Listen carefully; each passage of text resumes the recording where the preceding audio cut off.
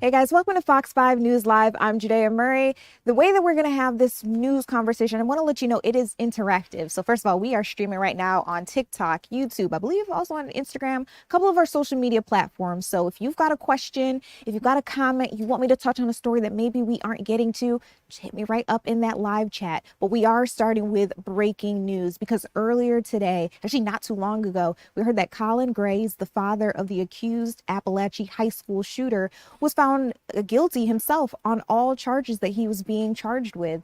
That includes murder, that includes cruelty to children. And so I want to get right out to our Kevin Stewart. He's been reporting live from the courthouse multiple days as this court case has gone on.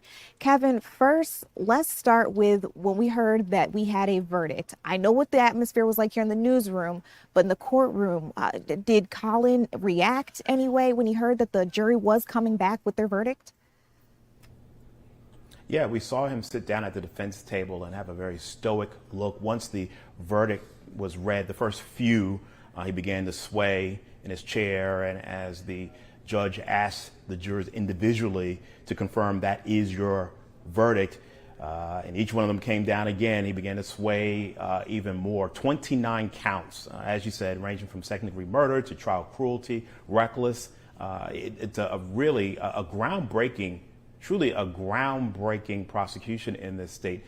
He has become only the second person in the country, a parent, to be held responsible for their child's actions in a school shooting. The first conviction happened a couple of years ago in suburban Detroit, Oxford High School in Oakland County, Michigan.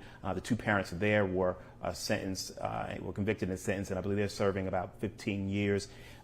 Mr. Gray could spend about 180 years in prison, possibly. The DA did tell us that he has not made a recommendation. The sentencing is going to take place at another date. This is truly a groundbreaking in another sense. We're talking about a trial that lasted a little more than 2 weeks, but the jury came back with a verdict today in less than 2 hours. You know, this was clearly, one could read this as they're reading, trying to send a message here. I want you to listen to Brad Smith, the district attorney here. We hope that it moves the needle a little further. I think you saw in this case that the mother actually reviewed what happened in Michigan, which would have been the first one, and she then, as a result of that, asked her husband to remove the weapons. It could have ended this tragedy. So Michigan was able to move the needle to the point that it almost stopped this tragedy. We don't know how many tragedies it did stop, and we hope we've moved the needle a little further. Now, the defense tried to argue that Colt, the son, bears responsibility for the tragedy at Apalachee High School, killing 4 people, injuring 7 more with his gun. But obviously the jury did not buy that. They say the dad is culpable as well, and he could spend the rest of his life in prison. Judea? Which is, Kevin, so interesting to me with a couple of things at play here. So first, let's break down, as you just mentioned there, that we are not just looking at this young man, the teenager, as being the culprit in this case, but now they're saying that parents, you guys have a duty to check in on your kids, make sure that they're okay. And if you have any indication that they are not, to let someone know, or just saying that there's more that parents could do. Kevin, actually, we're going to have an interview in just a little bit with a legal expert to dive a little deeper into that. But another question that I had for you, we didn't hear these sentencing today, as you mentioned.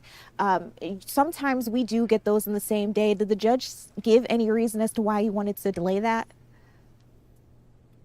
No, he didn't, but we had a brief news conference with the DA, and I didn't get a chance to ask, but I can infer, because he said that sentencing will take place at a later date, and it'll be a date where they can get all the victims family members to testify during the sentencing phase. So maybe not everyone was available today. I can tell you that there were some people here today.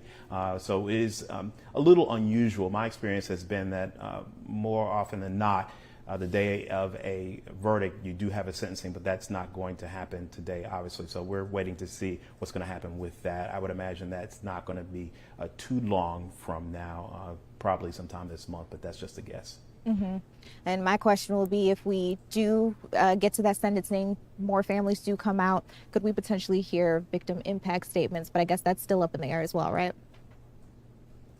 Well, yeah, you will see that. Definitely Okay. victim impact statements, and that's why you definitely he wants to make sure that everyone is available to testify, and obviously that will be highly emotional. Okay. Kevin, thank you so much for helping us break this down. And to our live audience out there, I did mention that we would be hearing from a legal expert. I want to bring in Alex Weatherby. He's an attorney who focuses on catastrophic injury claims, truck accidents. But I do think that his expertise can help us weigh in and talk a little bit more about the subject at hand right here. So, Alex, welcome to Fox 5 News Live. Essentially, in this case, what we saw being argued is whether or not parents should be held liable for what their kids do. And I guess for maybe even a catastrophic injury that their children may cause other people. And in the case of Colin Gray, the jury says, yes, parents should be held accountable, liable. So correct me if I'm wrong.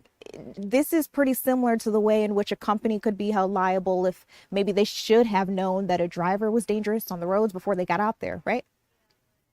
Yeah, it is similar to that. I mean, for decades, we've seen folks civilly liable if their child does something that harms another person. What we're seeing in these recent cases is prosecutors attempting to tackle the epidemic of school shootings by bringing in a criminal aspect. And the burden of proof is different. You have to do it beyond a reasonable doubt. But the concept is the same. If you know something that your child is doing that could endanger someone else, you need to step in and do something if you can. Okay, so before we move forward, there's a term that I want to use here, but I would like you to define it for our audience, and that word is non-delegable duties. Can you define that for us? Yeah, that's a really interesting legal definition, and essentially what it says is there are some duties that we possess as individuals that we cannot delegate to somebody else, even if we wanted to. The law gives them to you and requires you to do it. So we can imagine in this case, like a parent supervising their child. There's no one else that can do that. It's the only person that can do it is the parent in the home. And I would argue too, then, that from the case that we all heard, one of the things that they kept bringing up, the prosecution that is that Colin had bought his son the gun that was allegedly used to carry out that mass shooting. And so you mentioned, could it be a non-delegable duty to raise your child? Could it also be a non-delegable duty to, I guess, not purchase a firearm for someone that you know may have some mental health issues? That might be put out there. Yeah, that's an interesting question. What I can say from looking at the prosecution is they did a really good job of distinguishing this parent-child relationship from what the jurors would have likely experienced in their own lives. So I have a child who's, coming of the teenage age, and, what they did distinguishing from my experience and others is talk about things like a shrine to the shooter, the police coming and saying there is a reasonable suspicion here that this child may commit a violent act. So they started bringing up these things that would really distinguish it from a normal parent-child relationship, a typical one that the jurors would have experienced. And I think that really helped the prosecution in this case. I would agree. Also, from listening in day to day, from what we were hearing from the prosecution, and then how the defense would come back, and really just it boiled down to how the questions were being answered. But another question that I have for you, while I have you with the expertise here. One thing that I know you do as a lawyer when you're trying to determine whether or not you're going to take on a case, especially for those the personal injuries, the catastrophic injuries that we're talking about here, these accidents, it is aiming for whatever the verdict comes out to be. You're hoping that it deters other companies from making the same mistake, putting another driver or another person out there that could be at risk. So then let's talk about that deterrence in a high verdict for a case like this with Colin Gray, where you mentioned that he could be facing up to 180 years and would be the only parent here in Georgia so far to face charges, a conviction like that. Do you think that that could do, let's say they do give him all 180 years of life, could do better for the public eye? What I'm trying to ask here is, if they slap him with a high sentence, could that deter parents in the future from not paying attention to their kids, from not doing more to make sure they wouldn't carry out another incident like this one? I think so. I mean, one of the things that you're looking for whenever you take on a case, for instance, for a prosecutor in this type of a case, is you're trying to see what precedent does this set so that other people in the community know that our prosecutions will be full-throated and we will prosecute you to the extent of the law. So there is a very clear message sent from this case. It is, if you are a gun owner, you need to be a responsible gun owner. You should make sure that folks in your life that have mental health challenges, that have a proclivity towards violence, do not have access to your weapons. And that is particularly true for your children. And I think that's the message that the prosecution is attempting to send in this case. And I think that it will be received by folks, or it should be received by folks. The truth is that Georgia has a statutory scheme that was used in this case that can be prosecuted in the future, and that is that parents have a duty to protect their children from cruelty and protect other children from cruelty as well, and that extends to gun ownership. Well, I appreciate you for weighing in here. This makes a lot of sense to me and helps me, and I think our audience also piece together what we are seeing come out here. And of course, when that sentencing does happen, there will be a lot of eyes on that case. So Alex, thank you so much for joining us and weighing in a little bit with your expertise. Thank you for having me. Of course. All right. Now, you guys, while we were watching the trial with Colin Gray come out, we were listening into that sentencing. There were a lot of things happening around the Metro Atlanta area, in Georgia, just all together.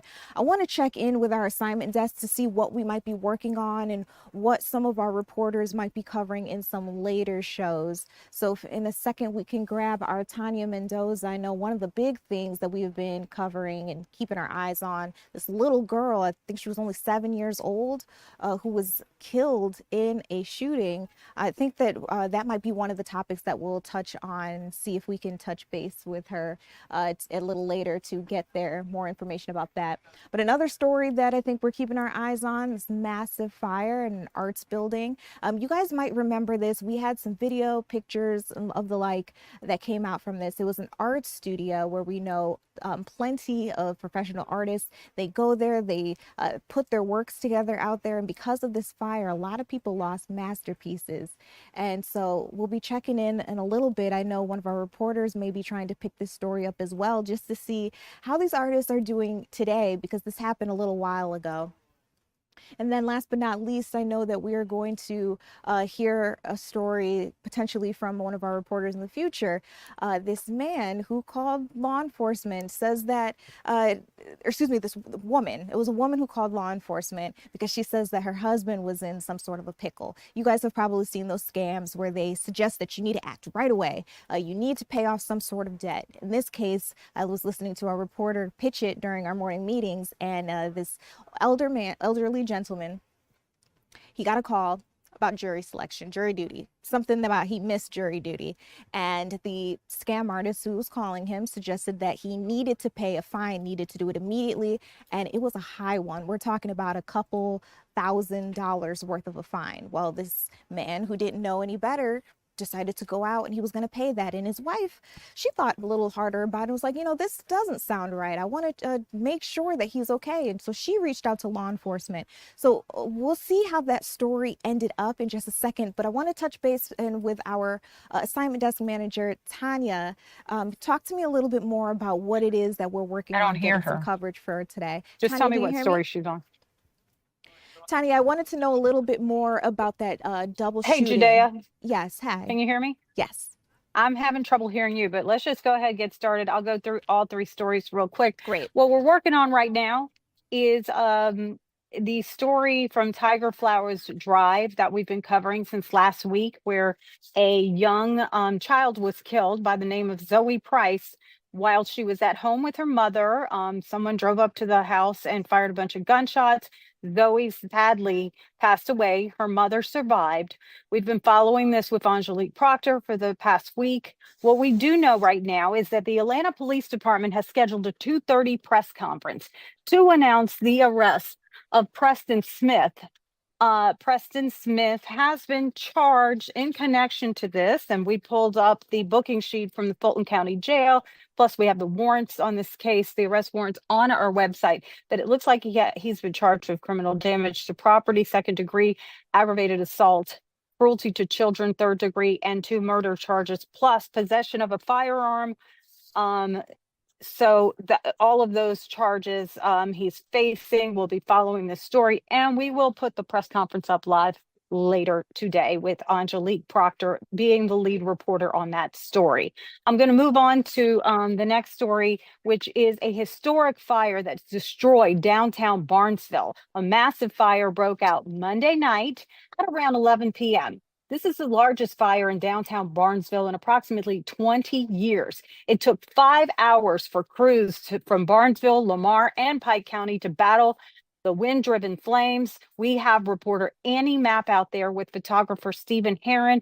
They have gotten some video, which you just put up just there from people in the community who are devastated by this. Several businesses burned to the ground.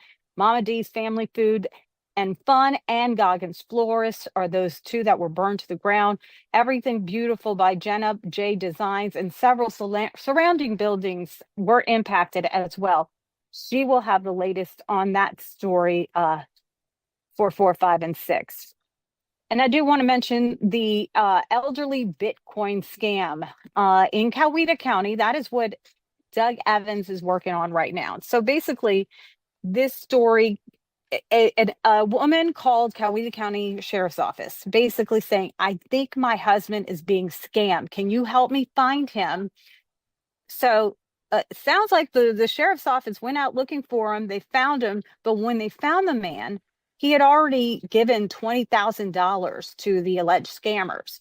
So they stopped him from potentially giving the scammers more money. But really interesting story. The wife was smart enough to call police and get help on this. But guess what? It all started by one of those jury duty scams, which we talk about all the time right here on Fox 5 on how people have been scammed by that.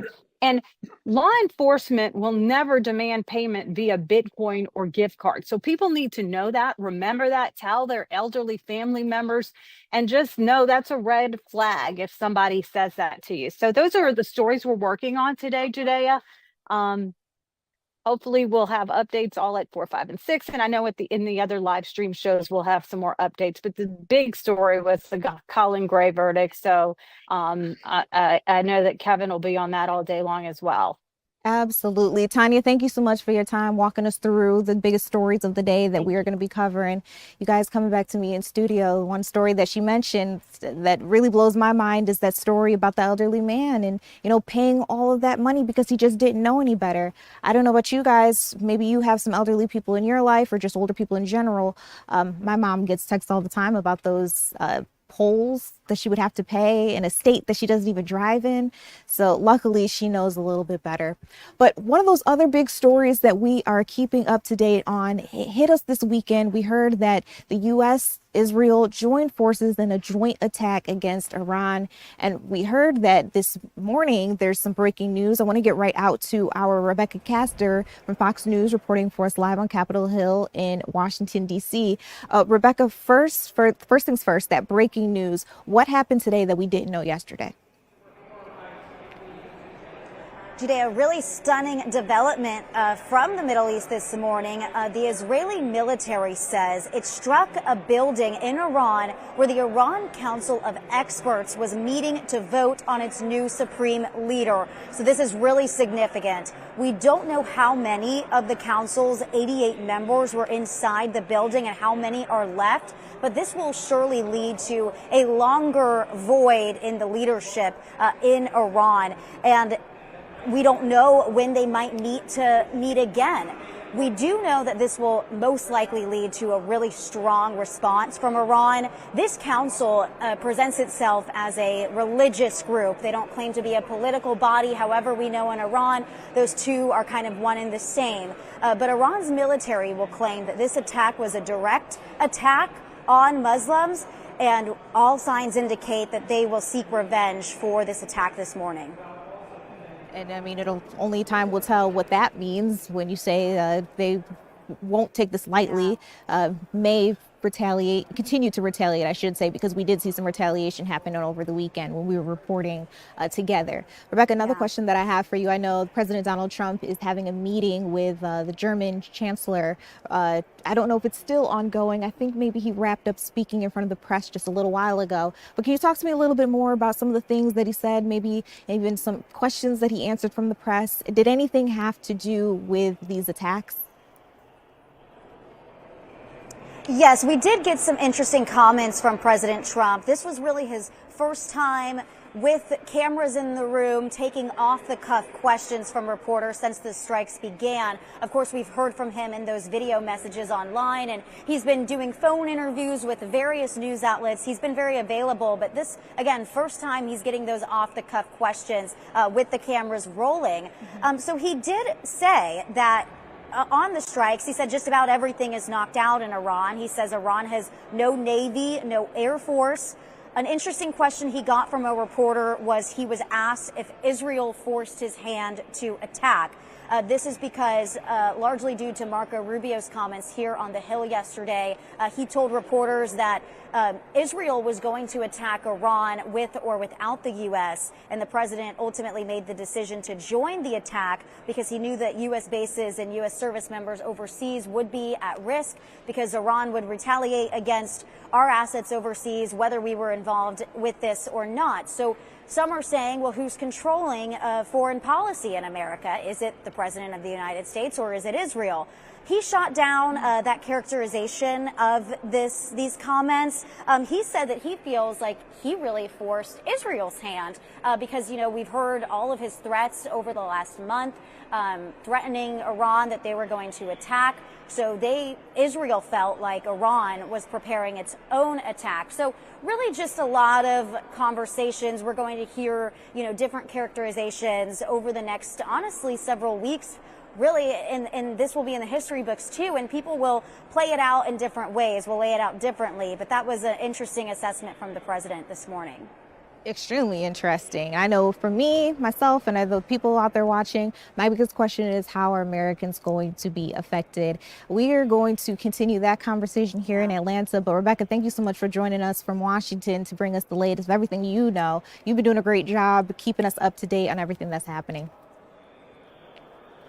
Yeah, Jude, I will say breaking news. We did hear from the State Department just minutes ago that they are organizing evacuation flights for Americans overseas. There's a number that people can call. Wanted to get that in there because that is the first we're hearing about the State Department specifically organizing military and charter flights for Americans overseas. Incredible. That's what I love about this being a live stream. When things happen, we are bringing it to you live in the moment. That was raw. Rebecca, thank you so much for making sure that we got that in. I really appreciate that. And you guys out there streaming with us, I mean, that actually ties into a conversation that we are going to have in just a couple of minutes. I did hear that, you know, there's some concern with Americans out there in the Middle East, whether you are in there, you are flying through to or around it, there may be some issues for you with your travel. So we'll be touching base with an expert in travel and how you can go around these disruptions when we come back.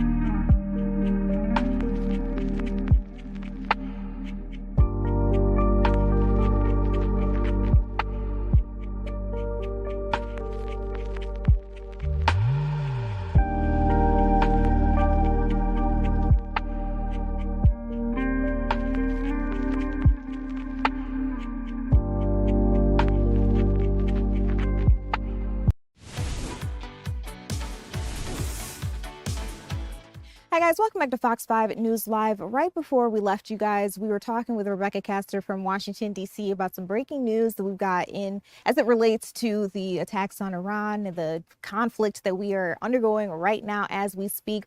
I want to bring in Nick Ewan, the points guy. First of all, Nick, did I pronounce your last name correctly? Correct me if I was wrong. Yes, you got it. Perfect. Okay, so I know you're able to, usually you're talking to us about different places that we can go, what you need to do in order to have a nice trip, but a lot of people could be experiencing some travel disruptions, whether they've got a trip that just flies them through the Middle East, around it. A lot of people are affected. So first and foremost, let's start with that breaking news, potentially from the State Department, that travel advisory. How are you, when you heard that during the break, how did you handle that news? Yeah, I think the big thing is I have more questions than answers right now. Mhm. The big question, if the State Department is organizing these flights, is it just for State Department employees and their families? Is it for other Americans who are in the affected areas? But as you pointed out, a lot of people leverage these hubs in the Middle East as transit points to get from the US to India or to Africa or to Southeast Asia. And we've seen a number of reports of individuals who are stranded in some of these destinations because they are not able to make it back through Dubai, Doha, and some of these other connecting points. So there's still a lot of questions out there, and a lot of people that are still trying to figure out how in the world they're going to make it back home to the US. Big question for everybody. Everybody's talking about the evacuations, but how exactly does that work? When would it work? Again, we are just getting that information into the newsroom, so we're also trying to figure it out as well. But let's talk about the fact that yes, it is very difficult to get around right now, and most of that is due to airspace being shut down in a couple of different countries. How is the airspace restrictions in the Middle East impacting flight paths, whether it's delays or cancellations that you're seeing? Yeah, so beyond the airspace closure, which has caused some creative routings on flights coming from, say, Europe to India or to Asia, one thing that we have not seen before with some of these restrictions started very limited service, but a lot of other ones still have very few flights departing or arriving. And with each day that goes by, that just means another batch of affected passengers who are unable to either get home or get out to their destination and will need to be reaccommodated. So it's this backlog of travelers. And the big difference is that these airports are almost entirely, if not entirely, still shut down, as opposed to just having slightly longer routes to get from one airport to another, which is what we've seen during some of these conflicts in the past. So, Nick, part of it is I definitely want people to just be able to get home safely or travel wherever it is that they want to go safely. Another big part of it is I'm thinking about people's pockets. So, if somebody is impacted, what should they know about whether it's travel vouchers or how to get a refund? Anything that you know of that they need to keep in their back pocket? Yeah, so the first thing you should, if you are stranded, you should definitely reach out to your accommodations, whether it's a vacation rental or a hotel. See if they offer any kind of distressed traveler rates that would allow you to extend your stay at a discounted rate. If you can't get out, remember that there are a lot of passengers and travelers who may not be able to get in. So even if a hotel was sold out, they maybe aren't anymore.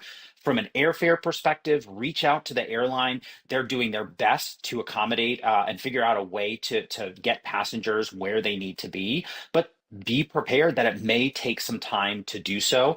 If you are able to find a different routing and you are canceling your flight back to the United States with an airline that does route through the Middle East, then be sure to save all of your tickets and request a refund per the US Department of Transportation rules. If your flight is canceled and you do not accept the rebooking that is offered to you to get you back to the US, you are entitled to a refund. So the airline should refund you for that portion of your unflown ticket, and that can potentially offset the cost of purchasing a new ticket that maybe goes around some of these restricted airports and airspaces that we've been seeing. Got it. Nick, thank you for so much. And I just want to let people know that some of what you were talking about there, the Department of Transportation, they do have a website, and it's like this big chart that you can look at that tells you, depending on what airline you are flying with, what you are, what they owe you in case of a delay, a significant delay, or cancellation that has nothing to do with, let's say, something that's out of the airline's control. So, Nick, I really appreciate you weighing in, making sure that we know what we can do, protecting our pockets, but also protecting our citizens. This has all been really great. I'll let you go now, though. Still ahead, We're talking about what's happening in the skies. I also want to get you a look at our weather forecast. So I'm asking our meteorologist, Jonathan Stacy, if you can join me on set real quick. We'll be talking to you guys a little bit about what you can expect in the day ahead. And as you see, we're taking a live look out at Atlanta. It is a cloudy day. It was kind of chilly today too, Jonathan. Cooler than yesterday. In fact, the first 2 days of March, we started out with temperatures plus 70 degrees. Yeah, what happened? 78 Sunday, 77 yesterday. Today, no 70s. They're shut out. So the 70-degree streak has come to a pause, not an end, because we're going to bring them back tomorrow. So let's dive into the numbers really quick here. But first, a big look at what is happening across the area. You can see here there's an area of low pressure, and it is trying to make its way in our direction, but it's going to kind of hit and miss over the next couple of days. All the big fanfare is going on across the Ohio Valley and up the Northeast, where they're getting more winter weather. Sorry to y'all. How are your folks doing up there today? They're cold, Jonathan. They're cold. They are over it. So the current temperatures right now, they're just really sad. If you take a look at these numbers, the computer's being a little slow. So let's go ahead and show the numbers, computer. Let's do it. Okay, there we go. I think it's going to get it. 58 degrees here in Atlanta at this hour. 57 coming in. The wedge really tempered down the temperatures up there in Gainesville at 54 degrees. A wedge, a really thick layer of clouds brought on by northeasterly winds. All of that cold air up there in the mid-Atlantic where it actually is snowing is basically riding along the Appalachian Mountains. It can't cross the mountains, so it says Georgia is the only way we can go. So we take A85 into the state, and we basically stake out there, and we bring some of that cooler air, and we edge up against the mountains. So the number's not going to move too much today. Some communities may sneak into the 60s, but you only stay there for a short while before we're back into the 50s. So we'll call it quits with the high of 62 today. It may happen, it may not happen. If you get into the 70s, you're in Rome or LaGrange. In terms of tonight, we'll drop down into the 50s, and then we're back to the 70s for tomorrow. Thank and goodness. Then we'll watch out for some 80s, which sounds like good news, and the potential for some rain as we get into the latter half of the week. I am not mad at that 7-day that I saw. Yes, well, it was Saturday, Sunday, Monday, we may see a little bit of rain, but if it's coming with 80-degree weather, I'll take it. I'll take it too. I'll take It's given summer-ish. Yeah. So we had fake spring, but now we have fake summer. I know, yeah. This whole thing is just playing with us, playing in our face. We'll be cold next week. It is what it is. Jonathan, Yeah, thank you so it much is, for walking us through the weather forecast. You guys still ahead. I want to touch base with our digital team because there's a lot happening that we haven't talked to you guys about just yet in terms of headlines. We'll get into all of that when we come back. Sweet.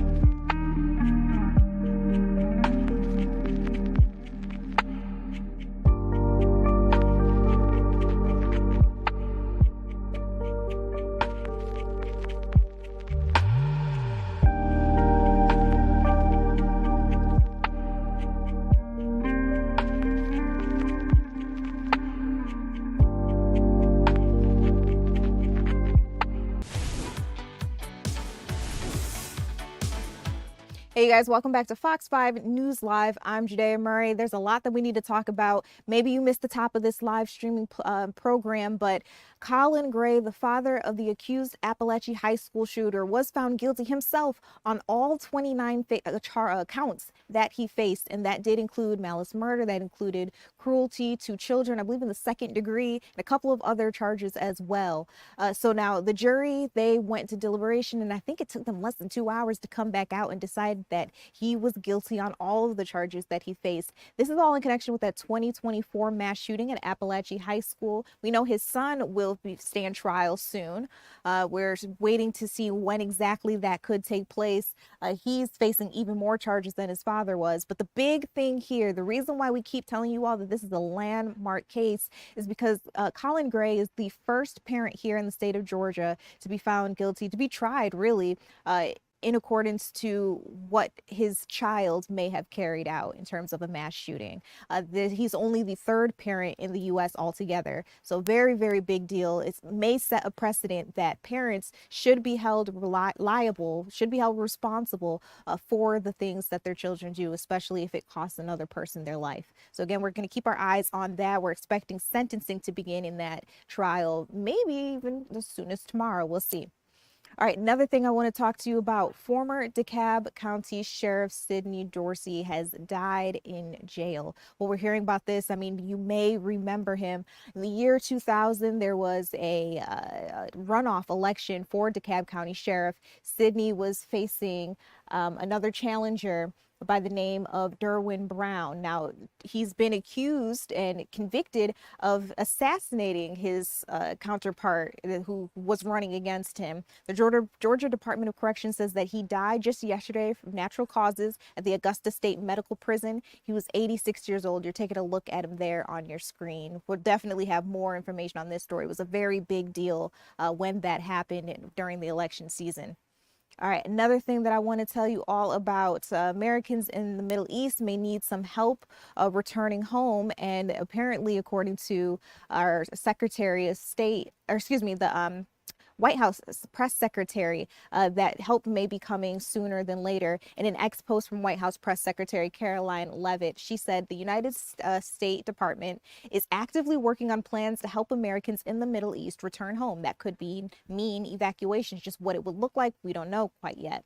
If you're a U.S. citizen in the region, please register at step.state.gov. I've got the website on your screen right there. So again, it is step.state.gov. All right, so that's the latest that we just heard during our conversation with Rebecca Castor a little earlier in this show. I want to touch base now with our digital team, talking to you guys about some of our biggest articles, what's going on social media. Sam Daniel is joining me now. Sam, hey.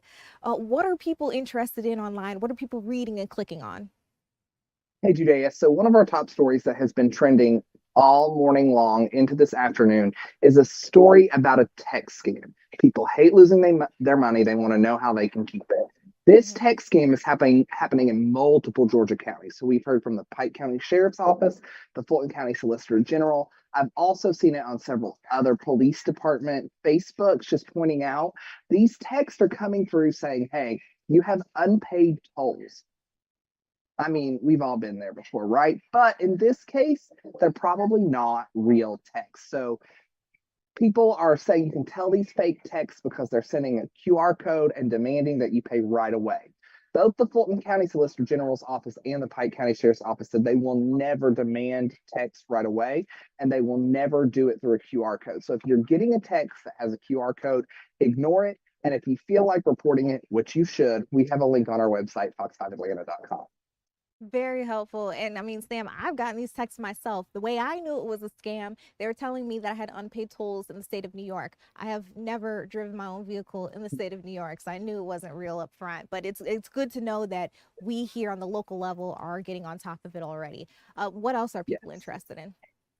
So people are really interested in Slutty Vegan founder Pinky Cole. Now, last week we were talking about her because she was named to the cast of The Real Housewives of Atlanta. This week, though, before the premiere, it's come out that she has filed for Chapter 11 bankruptcy. In that filing, she cited $1.4 million in debt. So she broke it down. She owes $1.2 million to the Small Business Administration, and then about another 200,000 in state taxes. Cole claimed, according to her financial statements, that she's worth about $3.75 million thanks to investment properties in Georgia and Maryland. But as many of you guys will know, this is not the first time Cole has had money trouble. Last year, her business, The Slutty Vegan, went from 14 locations across 4 states. Now it just has 5 restaurants. And she last year gave up ownership of Slutty Vegan amid some financial challenges. So she's got a lot going on. Recently, too, there have been some legal issues, including a lawsuit over unpaid rent at her Atlanta location in Edgewood Avenue. She also had to settle a lawsuit with former employees in New York. So the former television producer about to get back in at this time on camera, but she's facing some struggles. We do want to throw in there, though, Cole is also known for some philanthropy. She has the Pinky Cole Foundation. She was also named the 2023 Time 100 Next Person of the Year. I hate this for her. I really like Pinky and, everything that she stands for with Slutty Vegan. So it's very unfortunate. And also, I think we just put out on the news on Good Day Atlanta, at least, that she was going out for Real Housewives of Atlanta. So it's kind of a big turnaround. She actually is going to be on the Real Housewives of Atlanta. They've already taped this season. It premieres a month from, what's today's date? A month from Friday on April 5th. Okay, looking forward to it. Actually, I was looking as well as while you were talking, she already has her bio page up on Bravo, the website. So, I hope she has a better storyline for the show than these bankruptcies, but things happen. What People else love are a turnaround story, a comeback story. Yes, so we'll we see. do. We love an underdog. All right, what else are people talking about though? So the Atlanta Hawks are trending right now, not for the reason, though, that they probably want to be trending. Coming up March 16th, so later this month, they're having what they call a Magic City Night. They're calling it that because it comes the same night that they play the Orlando Magic in State Farm Arena.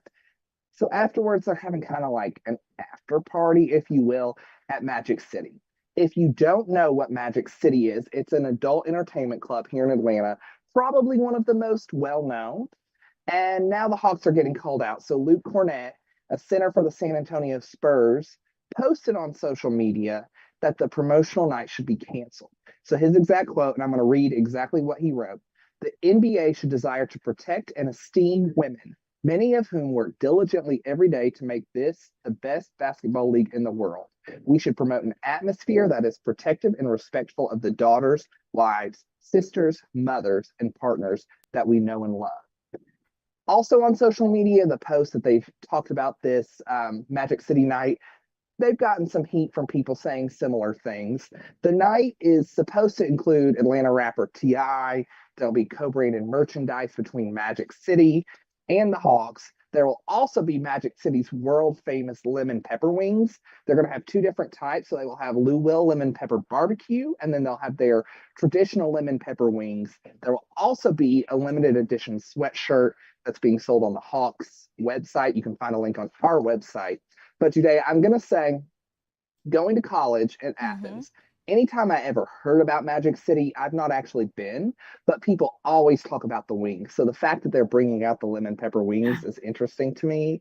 And I can't wait to see if some Orlando Magic fans go and give it a try, because it's officially the wing of Atlanta, or wing of Georgia now, isn't it? Yeah, that's what they're trying to do out at the Capitol. Sam, I'm trying not to laugh because this is actually serious news here. It is interesting to hear some of the NBA players standing up. I thought it was very interesting for this to be a theme, especially when children go to these games. But I mean, how much more Atlanta can you get? Exactly. I feel like there is some of that like city culture there that people from outside Atlanta probably don't get. Yeah. All right, Sam, thank you so much for bringing us what people are interested in, what people are reading, what people are clicking on. We'll touch base with you, I think, same time tomorrow, so don't go anywhere. And for See you you then. guys out there streaming with us while we're talking about sports, I want to bring you this. Our Paul Milliken from Good Day Atlanta went to check out Gas South Arena. We know it is a huge week for them out there. Now, this is as the ACC Women's Hoops takes over the Duluth venue. So he has a whole lot more on how this year's tournament is one for the history books. Paul, take it away. It is mascot chaos here in Duluth right now. No, you guys behave, okay? We're about to do a very serious interview. This is serious journalism right now. No, don't mock me. I can already tell what you're doing. All right, you can tell how this is going to go. All right, so over the next 5 days, it's going to be wild here at Gas South Arena and the entire Gas South District because the 49th annual Ally ACC Women's Basketball Tournament is here.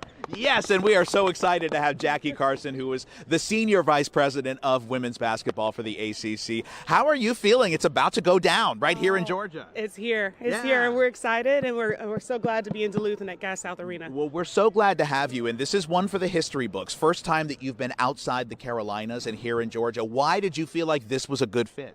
Well, you know, it was something that our coaches asked for, something women's basketball has grown so much nationally, so we wanted to come a little bit outside of our normal footprint. Greensboro is always home. They've been a great community for us, but we're excited about bringing ACC women's basketball outside of the Yellow Jackets to Georgia. Yeah, what do you think of this campus that we have here? Oh, it's amazing. It's amazing. The folks here have been tremendous partners in making this a great event, so we're excited about everyone coming out and seeing it. And I should point out, too, we are standing on the court right now. Don't scuff up the court, you guys. All right, behave behind us. This design is very cool. It's like this sort of street art design, and there's like hidden symbols in there, right? There are. So it has a graffiti look, and you know, anything with graffiti is to honor something that's going on, the past, present, and the future. So a graffiti look, and then some little nuggets to tell you about ACC history. I love to hear that. So tell people out there why they need to be here. We've got 14 games over 5 days. It's happening right here at the arena. Why do you want to see fans in here? Yeah, as a former coach, I know about girls and women's basketball in Georgia. I know how the Georgia community loves the sport. And so if you want to see some of the greatest players in the women's game, then we expect to see you March 4th through the 8th. Absolutely. And again, these are players that will be leaders in basketball in the future. Yeah, hopefully. I mean, they already are, but absolutely. They will. Yeah, and we hope that potentially it could be with the Atlanta Dream and that yeah. organization, but within any of our WNBA organizations as well. Would be amazing. And we've been saying all morning, this is just a great opportunity for people to support women's sports. Absolutely. And I know the state of Georgia has done that. You have a new soccer team coming. Yes. I mean, it's just tremendous momentum right now for women's sports. So we hope everyone can come out and join us. Wonderful. Well, it's so great to see you, and I'm so sorry about the unprofessionalism of this interview. No, please, on behalf, are they your friends? Do you love Jackie Carson? Oh, look at the love. Okay, wait a minute. I feel the love. You guys love me too, right? You guys feel the. Oh gosh, I don't like the looks of it. What did I say? Don't touch the anchor hair, okay? You never touch the anchor hair ever. Oh. Okay, we're going to just take the microphone. The disrespect is real. It's because they're all jealous of me. That's what it is, and we all know it. So, again, you need to be here. Wait, you're blocking my shot. This is about me. All right, back to you. This is my shot. No, guys, this is my... Paul, it is no longer about you. Oh, my goodness. That's going to be so much fun. We have an article up on our website right now. If you need more details on how you can get out there, support, see the women. All right, still ahead. You may not know, March is Brain Injury Awareness Month, and we have an interview coming up talking a little bit more about how you can make sure that you're protecting yourself and maybe some things that you don't necessarily know about avoiding a traumatic brain injury. We'll have all of that and more when we come back.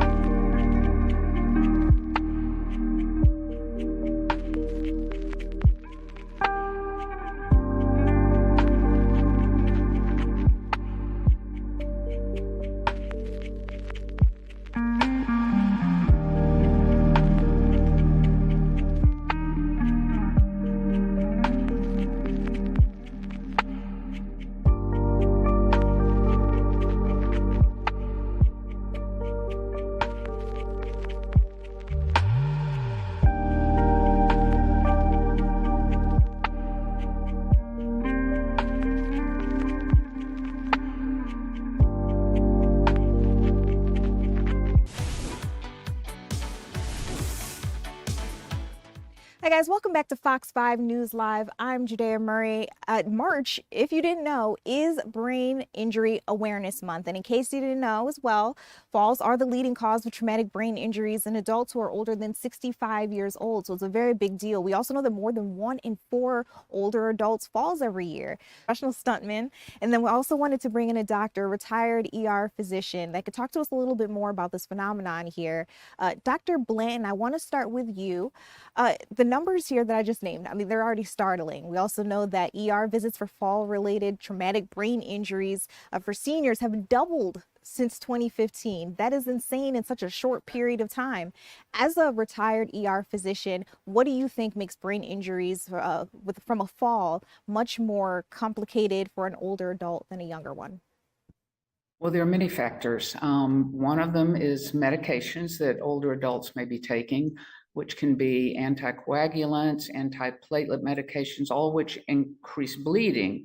And therefore, if there's a head injury, even a minor head injury, it increases the risk of bleeding within the brain. Also, dizziness and lightheadedness is more common in elderly people, often due to medication as well. And their balance and strength is often diminished from when they were younger, and they're not as able to recover from a fall or to catch themselves before they actually hit the ground. Okay. Dr. Bland, thank you for explaining that to me. Matt, I want you to dive in here, weigh in a little bit as well. You've spent your career quite literally falling to get paid. That's what you do. How did you take the high impact technique that you have learned from being a professional stuntman to teaching older Americans, older adults, how to stay safe? How did those, what's the connection between the two, I should say? Yeah, so like a lot of people, a loved one close to me, my mom had a traumatic fall. It was seeing how she fell as opposed to my dad, who was an 8th degree black belt in judo, and some of my other instructors. And when they fall, they're now in their 70s and 80s. When they fall, it's no big deal. And it was just seeing that juxtaposition and realizing, okay, we've got a special skill here that we need to share. Let me ask you this. I know that a lot of older adults are really told to focus on not falling, and you know, that being the big thing there. Protect yourself, don't fall. You always have maybe a cane or a walker or whatever. But I am finding that having that fear of falling is sometimes what makes it more detrimental, or what makes you more likely to go ahead and fall, especially having a bad one. So then, in your expertise, either of you can answer in here, why is it equally important, maybe sometimes even more important, to have a plan B in case you do fall? So like, instead of fearing falling, planning to do it and then doing it safely. Does that make sense? Sure. You know, gravity works 100% normal part of being a human. So it's best to have a plan and have an automated process that'll kick in when imbalance happens, and you can fall, and it can be either a fun story or a situation that you just forget as opposed to going to the hospital. So now, you guys, I'm looking at some of the video that we've been playing while we were all talking to each other. What is it about these stunt-based movements, or like that judo kind of movement, that can really make all the difference for someone? Yeah, a big part of it is tucking your chin. It's keeping your limbs in, which naturally we just kind of want to stick our arms out because we want to stop the fall, because we think falls are bad. You know, we want to stop this thing. But really, once you learn to kind of relax and breathe and tuck and, you know, even slow the fall down and spread out that impact, it makes it a very manageable event. Okay, and then one of my final questions for both of you, and I would like both of you to weigh in on this. March is not just about awareness, making sure that we know that this is a problem, that this is a thing, but it's also about action. So what is something that people who are watching right now could do, or talk to their parents about doing, to help themselves in the future? Matt, well, you take it first. Something that they can do is try a program like this. You know, it's movement education. It's not a secret skill. It's not, you know, it's not magic. It's just movement education. And we try to make it really fun. And that, I think, surprises most people, is that we can make what is can be fearful event. We can actually make it fun. So, yeah, joining a program like this, I think is, I mean, I'm kind of personally biased, but that's my 2 cents on it. I agree. Certainly fall prevention techniques are important, but again, as Matt said, they're often somewhat inevitable, at least a few times when we're older. I did take the class myself, and I was very eye-opening. I learned a lot. I feel like I'm going to be much safer when I fall now.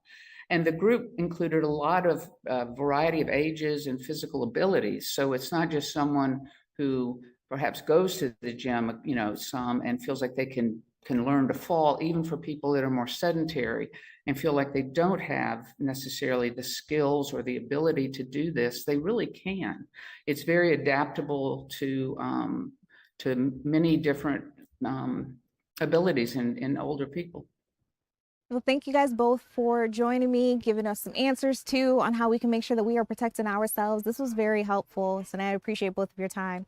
Now, I do want to let you know the news does continue at 2. One of the biggest things that we'll be continuing to talk to you about is that verdict that we got in the Colin Gray trial. I know that for sure that is going to be something we touch base on. There are a couple of other headlines in the works as well. So still ahead, my colleague Ariel Onsat will take over. Again, the news does continue at 2. Don't go anywhere.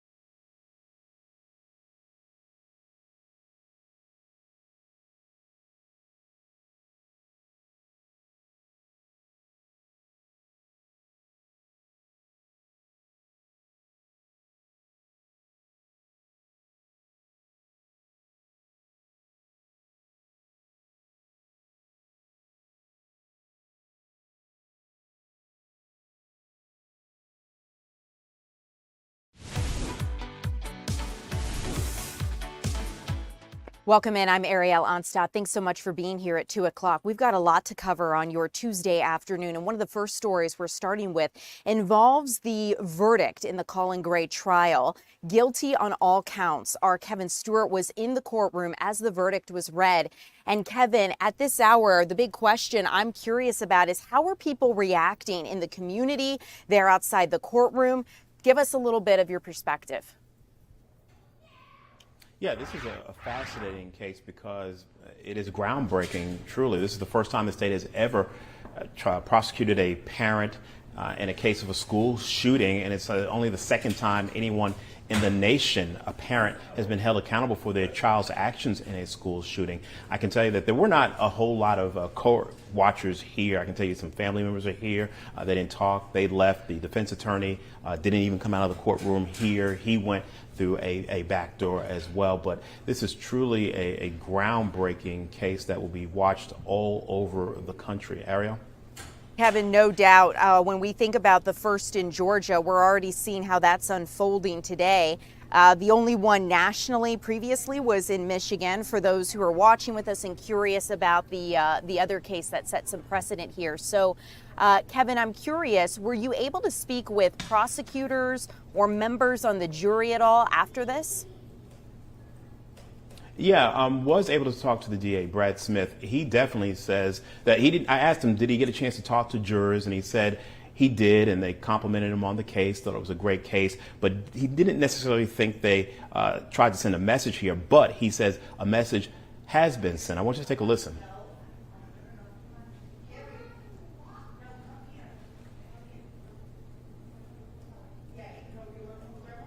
Kevin, hang tight with us real quick. We're pulling in and making sure we have the sound. I know you spoke to him, so give us 1 second. Okay. We hope that it moves the needle.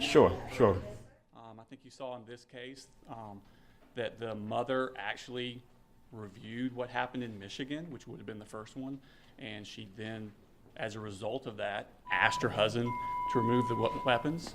It could have ended this tragedy. So Michigan was able to move the needle to the point that it almost stopped this tragedy. We don't know how many tragedies it did stop.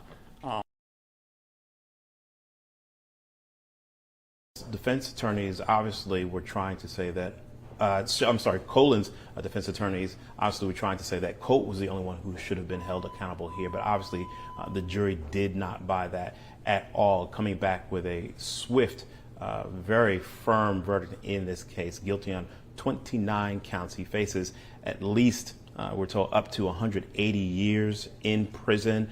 The DA said he hasn't made a recommendation yet, but a sentencing will take place at another date. Ariel?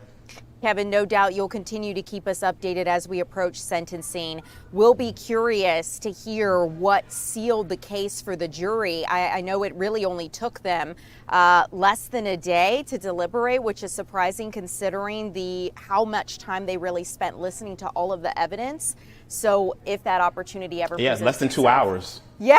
I appreciate that. I was like, how long was it really? Because it really seemed like half a day for me, and 2 hours. I mean, that's pretty remarkable. So, Kevin, I'll let you get back to it. It looks actually like your shot just froze. So works out that we were able to wrap this conversation up just in time. So Kevin Stewart, thank you so much for all of your hard work in this case and your reporting. We appreciate it. We're going to switch gears here as we relates to the unfolding situation in Iran. At this point, President Trump actually sat down with the German chancellor this morning, talking a little bit about what unfolded there within the country. And it's really interesting because it's the first visit from another world leader that we've seen at the White House since the United States and Israel attacked Iran. President Donald Trump hosted the Chancellor Friedrich Merz there just a few hours ago. It's Merz's third time visiting Washington since he took office 10 months ago.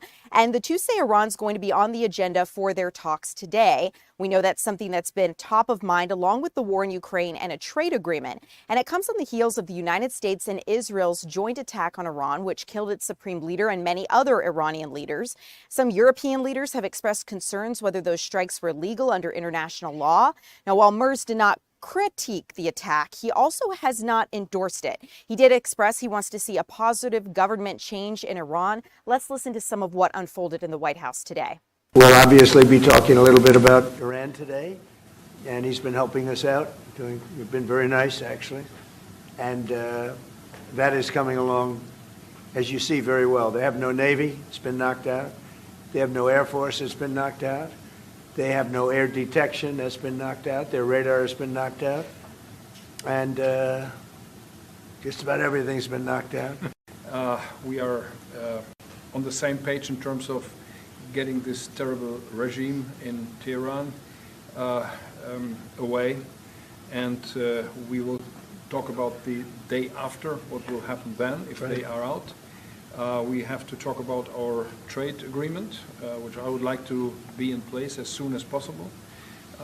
And we have to talk about Ukraine. There are too many bad guys in this world, actually, and this is an issue we have to talk about because we all want to see this war coming to an end as soon as possible. Mr. President, did Israel force your hand to launch these strikes against Iran? Did Netanyahu pull the United States into this war? No, I might have forced their hand. You see, we were having negotiations with these lunatics, and it was my opinion that they were going to attack first. They were going to attack. If we didn't do it, they were going to attack first. I felt strongly about that. And we have great negotiators, great people that do this very successfully and have done it all their lives very successful. And based on the way the negotiation was going, I think they were going to attack first. And I didn't want that to happen. So if anything, I might have forced Israel's hand. But Israel was ready and we were ready. And we've had a very, very powerful impact because virtually everything they have has been knocked out now. Well, this morning, Israeli officials say they targeted the meeting where an Iranian council was voting on the new supreme leader. In Washington, lawmakers are going to gear up for another round of briefings from administration officials. And we want to check in with Fox's Rebecca Castor, who's been reporting on this extensively. And one of the big things that we've actually just learned in the past hour, some of the actions that the State Department is trying to help Americans stranded in the Middle East with. So, Rebecca, what can you tell us? Hi, Ariel. So the State Department announced this afternoon that it is actively working to arrange military and charter flights for Americans who are stuck overseas. We assumed that this was possibly happening behind the scenes. This is the first time the State Department is putting it out publicly, but these are often the most sensitive operations that the State Department conducts. It takes delicate plannings. So we do have those details now. The State Department also added that it's in touch with nearly 3,000 U.S. citizens abroad. And so far, they say they've helped 130 people leave Israel. Rebecca, really remarkable. We have seen in this that Iran, or rather Israel, was going to strike Iran Saturday no matter what. So President Trump made the decision to join them just a little bit ago in that briefing that we watched unfold with the German chancellor and the president. It seemed the president offered a bit of a different explanation. What can you tell us about this? Yeah, so we heard that the president was asked in the Oval Office by a reporter if Israel, forced his hand here and pushed the U.S. into the war. President Trump shot down that characterization. He said he felt strongly that Iran was planning to attack first, and that was his justification for joining this attack. And he said, if anything, he feels like he might have pushed Israel's hand because, this Iranian planning the attack was largely due to a lot of threats coming from the president over the last several weeks. So he feels like, if anything, maybe he pushed Israel into it. But he said either way, both countries were ready to go. Rebecca, earlier today, Israel bombed a building where the Iranian council was going to choose the next leader of Iran, the country's next supreme leader. What can you tell us about this strike and its implications? This is just another stunning attack by the Israelis. Saturday, we know they took out the supreme leader and 40-plus Iranian senior commanders. And today, they targeted the people who are tasked with electing the new supreme leader. We don't know yet how many members on this council were inside the building when it was hit by the by the Israeli Air Force, I should say. There are 88 people on the council. We also don't know what this is going to mean for the voting process going forward, but we do expect this will likely lead to a strong response by Iran. This is a religious council, and they are going to see this as a direct attack on the Muslim faith and likely use it as justification for probably a larger response across the region. Rebecca, really important to think about, and it's interesting because in that Oval Office briefing, we heard the president, when asked by reporters about who he would want for the next leader of Iran, talk a little bit about how some had already been killed, some that he might have been chosen had already been taken out. So going to be interesting to see how that plays out. We know that Iran's hit several countries in the Gulf. Well, how are those countries responding? So we are seeing signs currently that some Arab countries might be considering joining the U.S. and Israel, sending missiles inside Iran. We haven't seen it yet, but we are hearing from military sources that those discussions are underway. It's largely due to the fact that over the weekend and still ongoing, Iran is being seen to have crossed a line. They're targeting civilian targets like airports and hotels and countries that they have neutral relationships with. So we could see some more countries start entering this war over the next few days. What started as somewhat isolated is definitely growing into a bit more of a regional conflict. Rebecca, thank you so much for joining us live and making sense of this. I appreciate your time greatly. As we continue this afternoon, I want to continue keeping you guys updated on some other things related to this growing conflict. Where do the markets and oil prices stand? So at this time, we know that oil prices are up, and let's talk a little bit about why and what we're seeing here at home, because as we take a look at this, one thing to keep in mind is that with the Iran conflict, the Strait of Hormuz has been essentially blocked off, and that's really where a majority or a great portion of the world's oil supplies pass through. So at this point, we've seen that gas prices have risen 11 cents overnight. That's according to AAA. And the average price for a gallon of gasoline jumped to about $3.11 here in the United States. They were already rising before the United States launched attacks on Iran, and that's because refineries were switching over to their summer blends of fuel. But crude futures we've seen rise sharply this week because of this ongoing conflict. And as it's affected the markets, we've seen the S&P 500 drop 2% today. The Dow Jones Industrial Average tumbled over 1,000 points, and the NASDAQ composite sank over 2% as well. So this is something we're continuing to monitor. Also important to note, at this point, we now have confirmed 6 U.S. service members have been killed in this families, and that's something significant because as we get more information on this, it is likely that the military will not release some of these identities until the conflict gets further on, as it could reveal sensitive operational details, knowing who those service members are. We'll keep you updated as we learn any new details there. But I want to switch gears and talk about something unfolding on Capitol Hill today, because Secretary of Homeland Security Kristi Noem was grilled by lawmakers. This is really the first time that she's appeared before lawmakers since the shootings of 2 people by federal immigration agents in Minnesota, sparking anti-ICE protests across the nation, which we watched unfold earlier this year. And this testimony happens before the Senate Judiciary Committee. It's the first time that Noem's faced lawmakers since those shootings. But this is significant for many more reasons than just that. Technically, it's an oversight hearing regarding the department's needs and actions. But given the battle against Iran, it's now turning into something much more. The Department of Homeland Security is essentially in a funding shutdown right now. It's been going on for almost 3 weeks, and Democrats withheld funding after the chaos in Minnesota, and lawmakers have remained divided on reforms and what those should look like for both ICE agents and Customs and Border Patrol agents.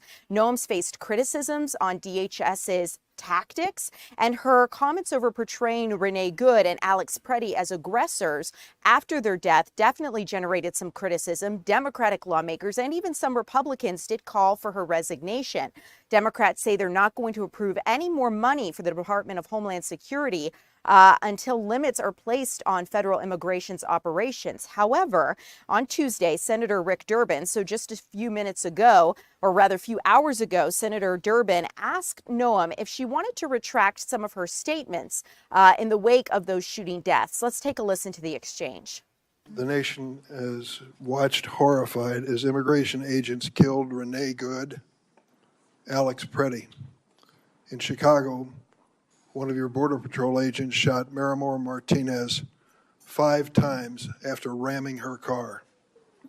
You and your agency rushed to brand these victims as, quote, domestic terrorists. We have ample video evidence and eyewitness testimony proving you are wrong. Your statements caused immeasurable pain to these families. Let me give you an opportunity to do the right thing. Do you retract these statements identifying these individuals as domestic terrorists? You know, Senator Dermott, when we have these situations happen, we always offer our condolences to those families, and I offer mine as well, seeing a loved one. What I will say is we always work to provide the American people with as much information as possible, that we're relying on reports from the ground and from agents that are there, and working to be transparent, and we'll continue to do all that we can to provide the accurate information and the facts to people as we can.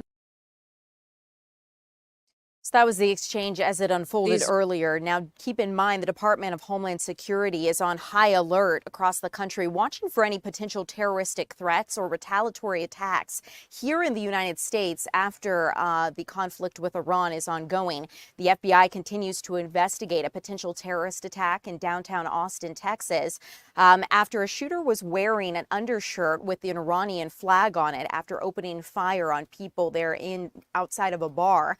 Now, Secretary Noem is also scheduled to appear tomorrow in front of a House committee. So today she's testifying before senators, and we do expect her to see her tomorrow before congressmen and women there on Capitol Hill. So we'll continue to keep you guys updated. As we continue in this coming up this next couple of minutes, I'm going to take a minute and try to go through some of your questions. I see some of you are asking some things here on TikTok, YouTube. When we return, we're going to talk about our weather forecast with meteorologist Alex Forbes.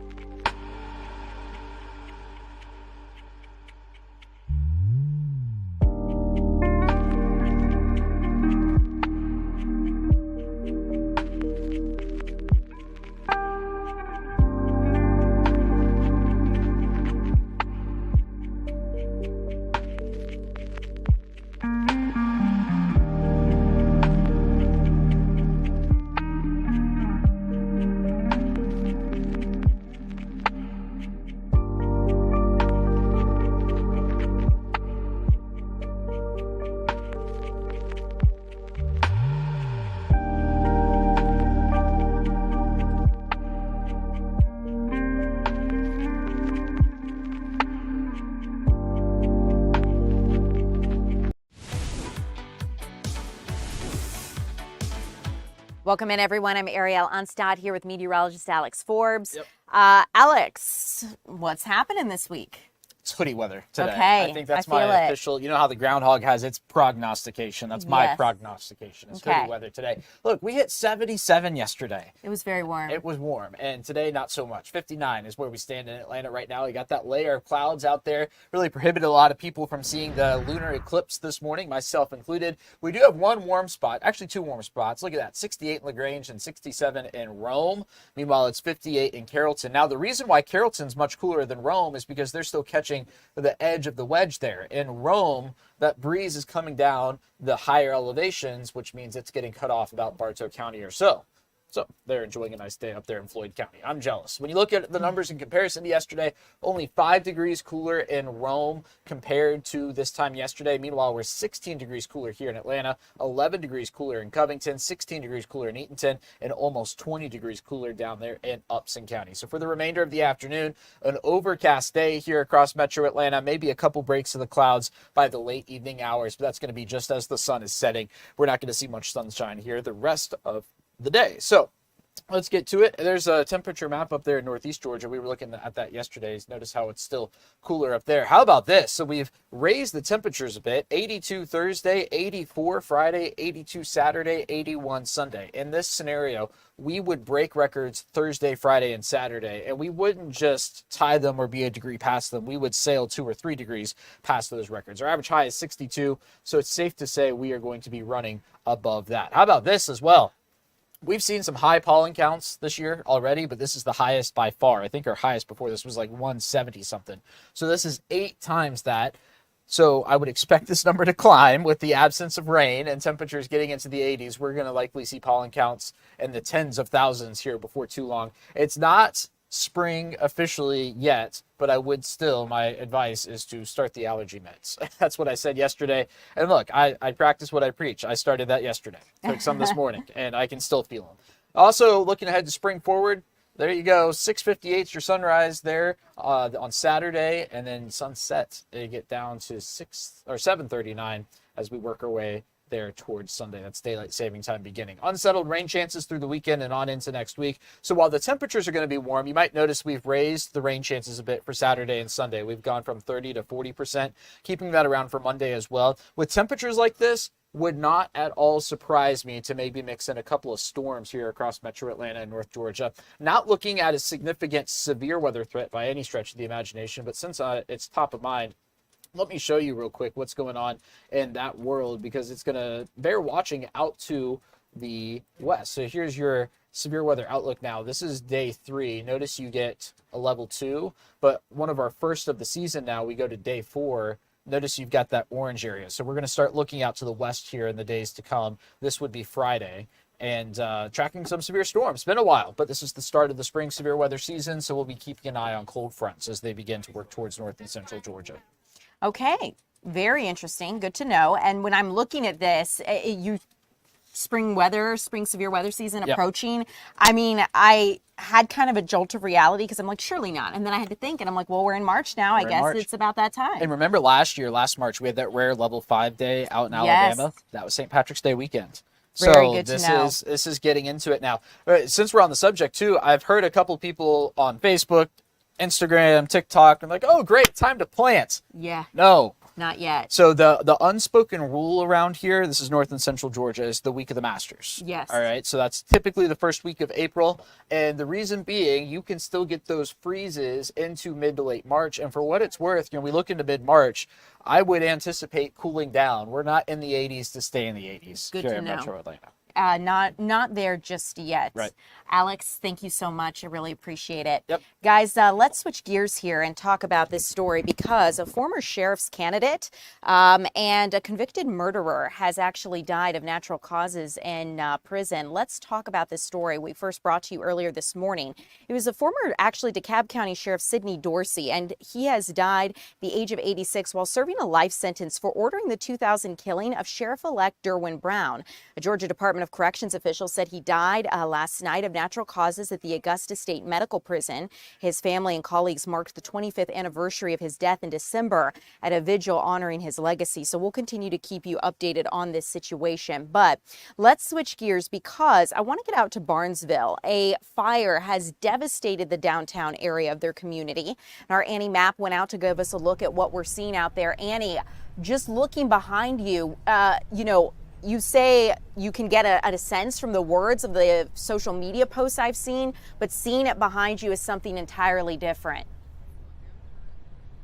Yeah, Ariel, and you can still smell that smoke lingering here. I'm in Barnesville, downtown Barnesville to be exact, along Market Street, where this fire happened around 11 last night. I just spoke to some different business owners who were affected, and they are just devastated and trying to figure out what's next. As you mentioned, you can see the damage here behind me. All of this just completely destroyed, with debris scattered all throughout the property. City leaders share the buildings affected had been in the community since the 1800s.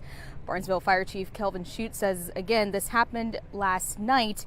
Barnesville Fire, Pike County, and Lamar County responded to the scene. Shute says it took crews about 5 hours to fight the blaze. Mama D's Family Food and Fun and Goggins Florist were a total loss due to the fire. 3 other businesses on Market Street also faced severe damage. Now, the fire chief says this is the largest fire the downtown area has seen in over 20 years. Again, we were able to speak to business owners affected. Take a listen to what one of them had to say. It's a home decor store, dream of mine, and I opened about 2.5 years ago and built the building from ground up. It was nothing here when we started, and we'll do it again. Yeah, and what led to this fire is still under investigation. Those business owners I spoke to tell me thankfully they did have insurance, but it's just a bunch of heartbreak because, as you can imagine, they put a lot of work into their businesses. And again, this is kind of historic property here in the community. So all day we've been seeing people come by and taking photos and just taking a look because so many other different establishments used to be here throughout the years, Ariel. Annie, absolutely devastating. And hearing from that one business owner trying to be so positive, just saying we'll rebuild again, but you know, I felt the emotion that she was going through, like she was trying to hold it together. So just a really sad situation. Before I let you go here really quickly, have you heard of any fundraisers or ways the community's trying to come together and support just yet? Yeah, so we did ask some of these businesses if they were planning to start GoFundMe fundraisers. Some of them are just now starting to consider that because, again, it hasn't even been 24 hours. For some of them, it still hasn't processed that their business is just completely destroyed. So, of course, as we start to get those links, we will be adding those to our web story. Annie, thanks so much for joining us, letting us know the update on this fire. Incredible to see that there in downtown Barnesville.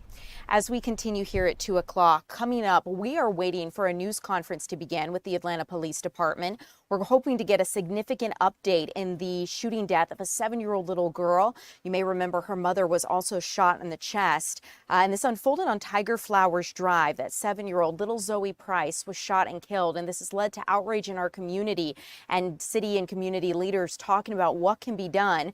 So right around 2:30 or so, we're hoping to get an update from Atlanta Police on this situation. We'll hopefully have more on this here coming up in just a little bit.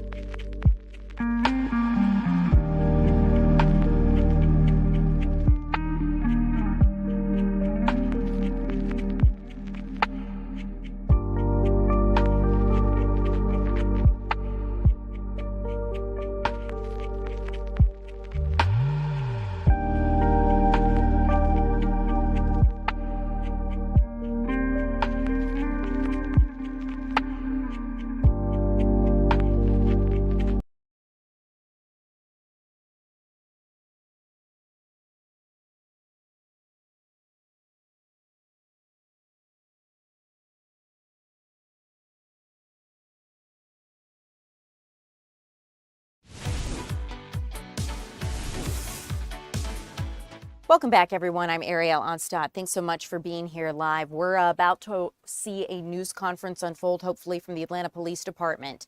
An arrest has been made in a double shooting that claimed a 7-year-old's life. So let's talk about it, because at this point, we do actually have the mugshot of that man who has been charged. And I'd like to show that to you as we wait for this news conference to begin. This man who has been charged, you can see here on your screen, is Preston Smith. And here's the backstory in case you're unfamiliar. We've gotten the arrest warrant for Preston Smith. He's facing a long list of charges. We're going to learn a little bit more of those at the news conference that's coming up. But I want to talk about how this unfolded in case you're unfamiliar. According to the warrant, Smith fired into a home on Tiger Flowers Drive around just before 10 o'clock, February 24th. And that was while Zoe Price, a 7-year-old girl, and her mother, 44-year-old Cassandra Irvin, were inside. Both were struck by bullets and rushed to the hospital. However, Zoe did not survive her injuries. This was a very traumatic incident for so many involved and the officers who first got to the scene, because the ambulance was delayed in trying to get there to that home on Tiger Flowers Drive. So the officers made the decision to take Zoe in their patrol car to the hospital, and they were able to rush her there, but tragically she did not make it. Atlanta police do believe an argument between two men happened about 30 minutes before the gunfire that led to the tragic shooting. And Cassandra Irvin and her daughter Zoe Price were at home in their house when the bullets went through and struck them. So they were just at home.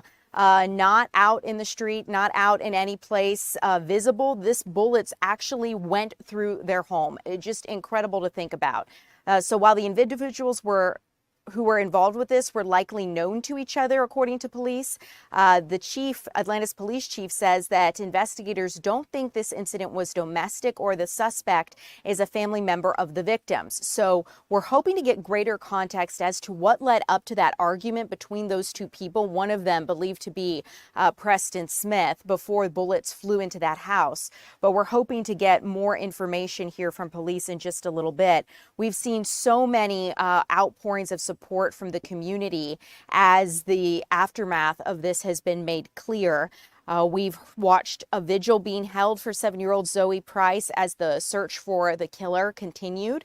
And we've also heard from her sister, who was able to hold her in her arms as police were rushing to their home. So just a horrible situation, but it was a stray bullet that went through their own home just before 10 o'clock on February 24th that ultimately ended up killing her and striking her mother, Cassandra Irvin. She has been released from the hospital. There are various support systems, GoFundMes, and other resources that we do have on our website if you'd like to support the family, but that is something that our community has been following on because they've been wanting to know how they can get more involved. I'm looking through some of your TikTok comments now that this situation happened. It looks like we're getting a briefing potentially from a public relations person there for the city, letting us know a little bit more about what's going to happen. So as we get more information, it looks like they might be asking for more time before this news conference is set to begin. But I'm being told they just gave a 2-minute warning, so that's good to know. So let's talk about this for just a little bit. So we're waiting for this to start here in about 2 minutes. So around 2:40, we expect Atlanta's mayor, Andre Dickens, as well as Atlanta's police chief, Darren Shearbaum, to come out and update us on this situation. This is a news conference to address the arrest made in the shooting death of 7-year-old Zoe Price and also the shooting of Cassandra Irvin, her mother. This has been something that we've even watched Atlanta City Council members call out during their meetings, saying that there may be a street code, but you're not a snitch if you weren't involved. And if you know something about what happened here, to call police immediately. You could be anonymous, give them information on this shooting so they can try to solve the crime and find justice for little Zoe and her mother. At this point, police have arrested someone in connection to this crime. We're not sure whether or not more arrests will be coming. That's a question that I'm thinking of right now is, will there be other arrests? Additionally, what was the argument that precipitated the bullets that flew into this home here in Southwest Atlanta? As we take a look at the situation, we do know that Preston Smith, the man who's now been arrested and charged in this crime so far, is that there are a long list of charges that he's facing, including 2 counts of felony murder, 2 counts of aggravated assault, second-degree criminal damage to property, third-degree cruelty to children, and a possession of a firearm during a commission of a felony. So we're hoping to get more information from police here soon, and we have probably about a minute or 30 seconds until they come out and brief us. As I'm looking through your questions here, some of you are asking about the ongoing situation in Iran, asking about what is unfolding here with the story we're watching now. So if you're just joining us, we're waiting for Atlanta police to come out and let us know what's the update regarding an arrest they have made and a 7-year-old's shooting death. And if you're curious about how the Iran conflict is affecting the market, I can tell you here really briefly while we wait for this to start. The S&P 500 dropped about 2% today. Dow Jones was down about 1,000 points, and the NASDAQ composite sank over 2%. So it's definitely having ramifications on the financial markets and even on gas and oil prices, something we're continuing to monitor as we've seen gas prices go up about 11 cents. They are on their way to increase anyway as fuel suppliers switch over to summer blends, but no doubt this conflict working with the Strait of Hormuz, which is blocking off essential oil traffic through that region. So we'll continue to keep you updated on that. But as we wait for this story to unfold, I want to let you know a little bit about who Zoe was. Now, the community says she was a wonderful 7-year-old girl who was vibrant and full of life. We've seen a lot of community members talk about the impact she left on her community and how heartbreaking this story was. Not only because it was a child killed by gun violence, but it was a child in their own home with their mother, their family members, minding their own business when bullets flew into that house, ultimately striking her and killing her. It was such a tragic situation on so many fronts because not only did little Zoe die, but also the officers who got to that house had to make the tough call to say, we're going to transport this little girl to the hospital ourselves because of ambulance delays. The ambulance wasn't going to get to that home in time. So officers grabbed her, took her in their patrol car to the hospital and tried to get her help. Unfortunately, she did not make it. But we did learn in a news conference after this situation unfolded and when police first briefed us that police officers who responded to this incident have been offered counseling and mental health resources, and a lot of them are receiving it because of how heartbreaking this story was. We're in the bottom right of your screen, you can see the man that they've arrested. Not sure if more arrests are coming or if police are going to be seeking additional information in regards to this shooting. It looks like we have a little movement, but don't see any leaders coming out just yet. So at this point, we are waiting for Atlanta's mayor. We're also waiting for Atlanta's police chief, Darren Shearbaum, to come out and update on this deadly shooting. And as we take a look at this, in case you're unfamiliar with the backstory, it was just before 10 o'clock on February 24th that officers responded to the report of 2 people shot on Tiger Flowers Drive Northwest. Now, when they got there, officers were able to find a woman and that 7-year-old little girl suffering from gunshot wounds. The mother had been shot in her chest, and they were both rushed to the hospital. The juvenile, they say, the little girl, Zoe Price, who we now know her as, was in critical condition at the time and later died at the hospital. But investigators with the homicide unit did go to the scene to try to find out more information. And now that seems the evidence they've gathered and maybe the tips they've received from the community have led to the update we have today. We see Atlanta's mayor stepping out to the podium now along with Atlanta's police chief. So let's listen in.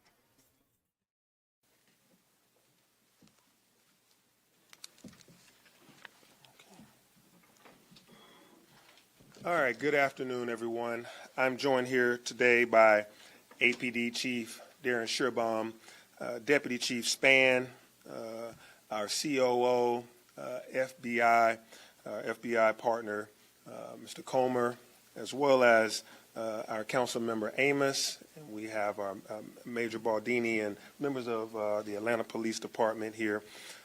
We are here to announce that the individuals involved and responsible for the death of 7-year-old Zoe Price are now in custody. The beginning of this process is now taking place, and this will now ultimately allow Zoe's family and community to see justice has been served. Chief Schierbaum will get down to the basics and the details here in a minute, but first I want to commend Chief Schierbaum and the men and women of the Atlanta Police Department and with Chief Spann and the team, and working diligently with the FBI and all of our partner agencies at all levels to bring this to this point now. Their work reflects the very best of law enforcement, coordinated, relentless, and focusing on delivering justice for a little girl that should be here. Before we talk about numbers or processes, I want to talk for a minute about Zoe. After the shooting, I was able to speak with Zoe's mother, Cassandra, who was also shot during that incident. And thankfully, she survived and she's recovering. I spoke with Zoe's sister. And the resounding theme from them when I talked to them about Zoe was that she was bright and that she was, but most importantly, she was compassionate and she was just a fun kid to be around. Zoe Price was only 7 years old. She was a child full of energy and full of joy. She spent her time in our Atlanta Parks and Recreation Department, cheerleading and basketball, and I was able to see photos of her as she played. She was doing what kids her age do and what they're supposed to be doing, building friendships and growing up, learning about teamwork. Her life was cut short in an act of senseless violence, and that loss is not abstract.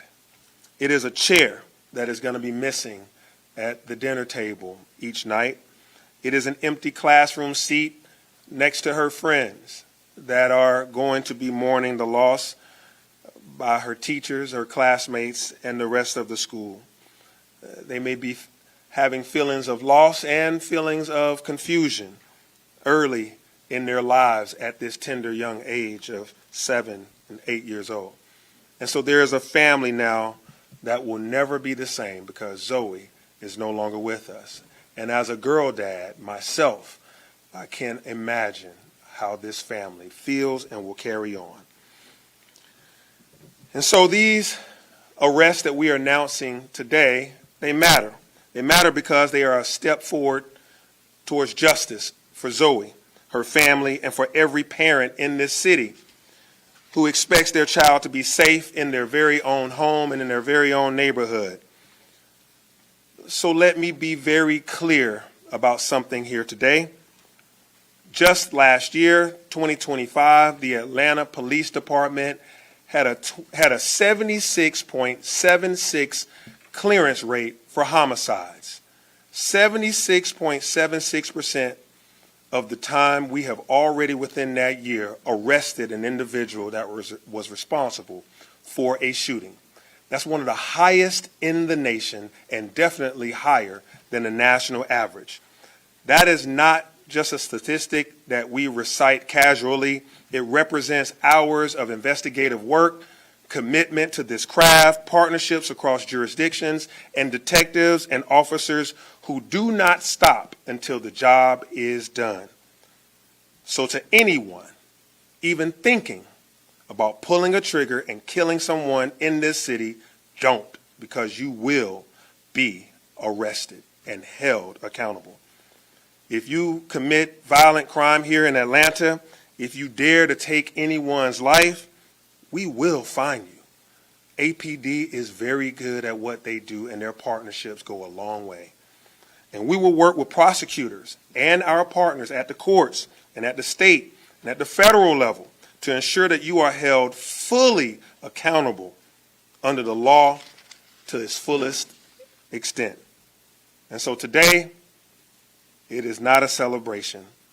This is indeed a solemn. It is also a reminder that in Atlanta, violence will not be tolerated and it will not go unanswered. Over the last 4 years, we had a 44% reduction in homicides. And even this year, just the first 2 months of this year, we've already seen almost a 50% reduction from last year in homicides. We are safer, we are continuing to be safe, and youth crime is down. But make no mistake about it, if you commit a crime, if you shoot somebody to kill in this city of Atlanta, that will not go unanswered. We will find you, so don't. And so now I will have Chief Sherbaum to come walk you through the investigative details that have led us to this moment of arrest. Chief. Thank you, Mr. Mayor. Mr. Mayor, CEO, thank you again for being here at police headquarters, for giving us the tools that we need to keep this city safe, and for developing the partnerships that were key in the success that we saw here. I want to again, on behalf of the women and men of the Atlanta Police Department, extend my sympathy to Zoe Price's family for this loss. While today we are going to update Atlantans on the success in this case, it doesn't replace a daughter and a sibling and a niece. And that process will be long, but this police department will be there with them during this journey. It was a week ago tonight that we lost Zoe.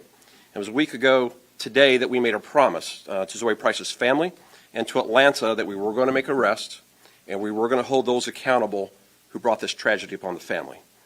And from the time we made that promise, we have not stopped working. In fact, the first arrest warrant was issued on February 26th. Chief Spann will tell you in a moment who that arrest warrant was issued for. On Thursday, 48 hours after the homicide, we had already identified the first individual involved and issued arrest warrants. We were out looking for them, while we were also communicating with the family and that individual's attorney, asking them to turn themselves in, which occurred yesterday. On February 27th, the department continued working. We executed a search warrant at 585 McDaniel Street, where we believed evidence of this crime was likely held, and a second person involved in this shooting was likely at. It was during that search warrant that we were able to develop additional information, and later that day, that individual turned themselves in and were taken into custody. First warrant on Thursday, first physical arrest on Friday. We stood by our promise that we were going to hold you accountable who took the life of a child of the city, and I want to really thank the men and women of the Atlanta Police Department for their hard work. Zone 1 that night tried desperately to save a child's life. That night, our investigators started and did not stop. Our analysts were working around the clock to make sure on Thursday the first arrest warrant was issued, on Friday the first person was in custody, and then yesterday that person was in custody when he turned themselves in. So thank you to the men and women of the Atlanta Police Department. But we did not get here alone. Our partnerships were strong. We want to thank our federal partners at the FBI and the ATF for their work over the last few days. We want to thank our district attorney, Fonnie Willis, and her team for the support in this investigation, and the citizens of Atlanta that heard our request for tips and information Tuesday night and did not let us down and also supported this investigation. To justice. The men and women of the Atlanta Police Department work throughout the week delivering that. And this is a message that if you are going to harm an innocent child in this city, that we will catch you. We will not stop at any barricade that may in our way, any obstacle. We are going to work until we bring justice to any family of this city. And there are those that are watching this press conference that we have not yet brought justice to. And I want to let you know our commitment has not wavered at all. And I encourage any resident of this city or this region that has information about an open homicide case to reach out to us. To give you specifics into the work of her division and our partners, I do want to ask Deputy Chief Spann to come to the podium. We'll provide you more detailed information. Good afternoon. So we developed probable cause that 19-year-old Preston Smith had a verbal dispute via phone conversation with Darius Price, who is the sibling of Zoe Price. According to a witness, during the conversation, Preston made a threat to shoot up the home where Darius resides. Preston Smith traveled into our city, where he picked up an accomplice, who we identified as 17-year-old Stephen Richardson. Shortly after, these individuals drove to the home on Tiger Flowers, where they committed these heinous acts. We know that this investigation is still ongoing, but as Chief Sherbaum alluded to, we know other family members are still hurting at this time. And our goal is to make sure that we provide justice for all. With that being said, we do solicit the community support. Please, we urge you all to call Crime Stoppers if you have any information or any of our homicides that have not been yet solved. Thank you. Thank you, Chief Shearbaum. Thank you, Chief Spann, for your dedicated work, and to your teams. Are there any questions from the media? So we'll start over here and go down the road. Mr. Mayor, the President sends a message, but could you clarify for everyone your presence today and what they really do? Yeah, from the beginning of my administration, I have always articulated that we're going to be one safe city. As someone who was born and raised in this town, who's witnessed the highs and lows of crime waves, it is my intention that every child has a bright future, and that this is the best place in America to raise a family, to raise every single child.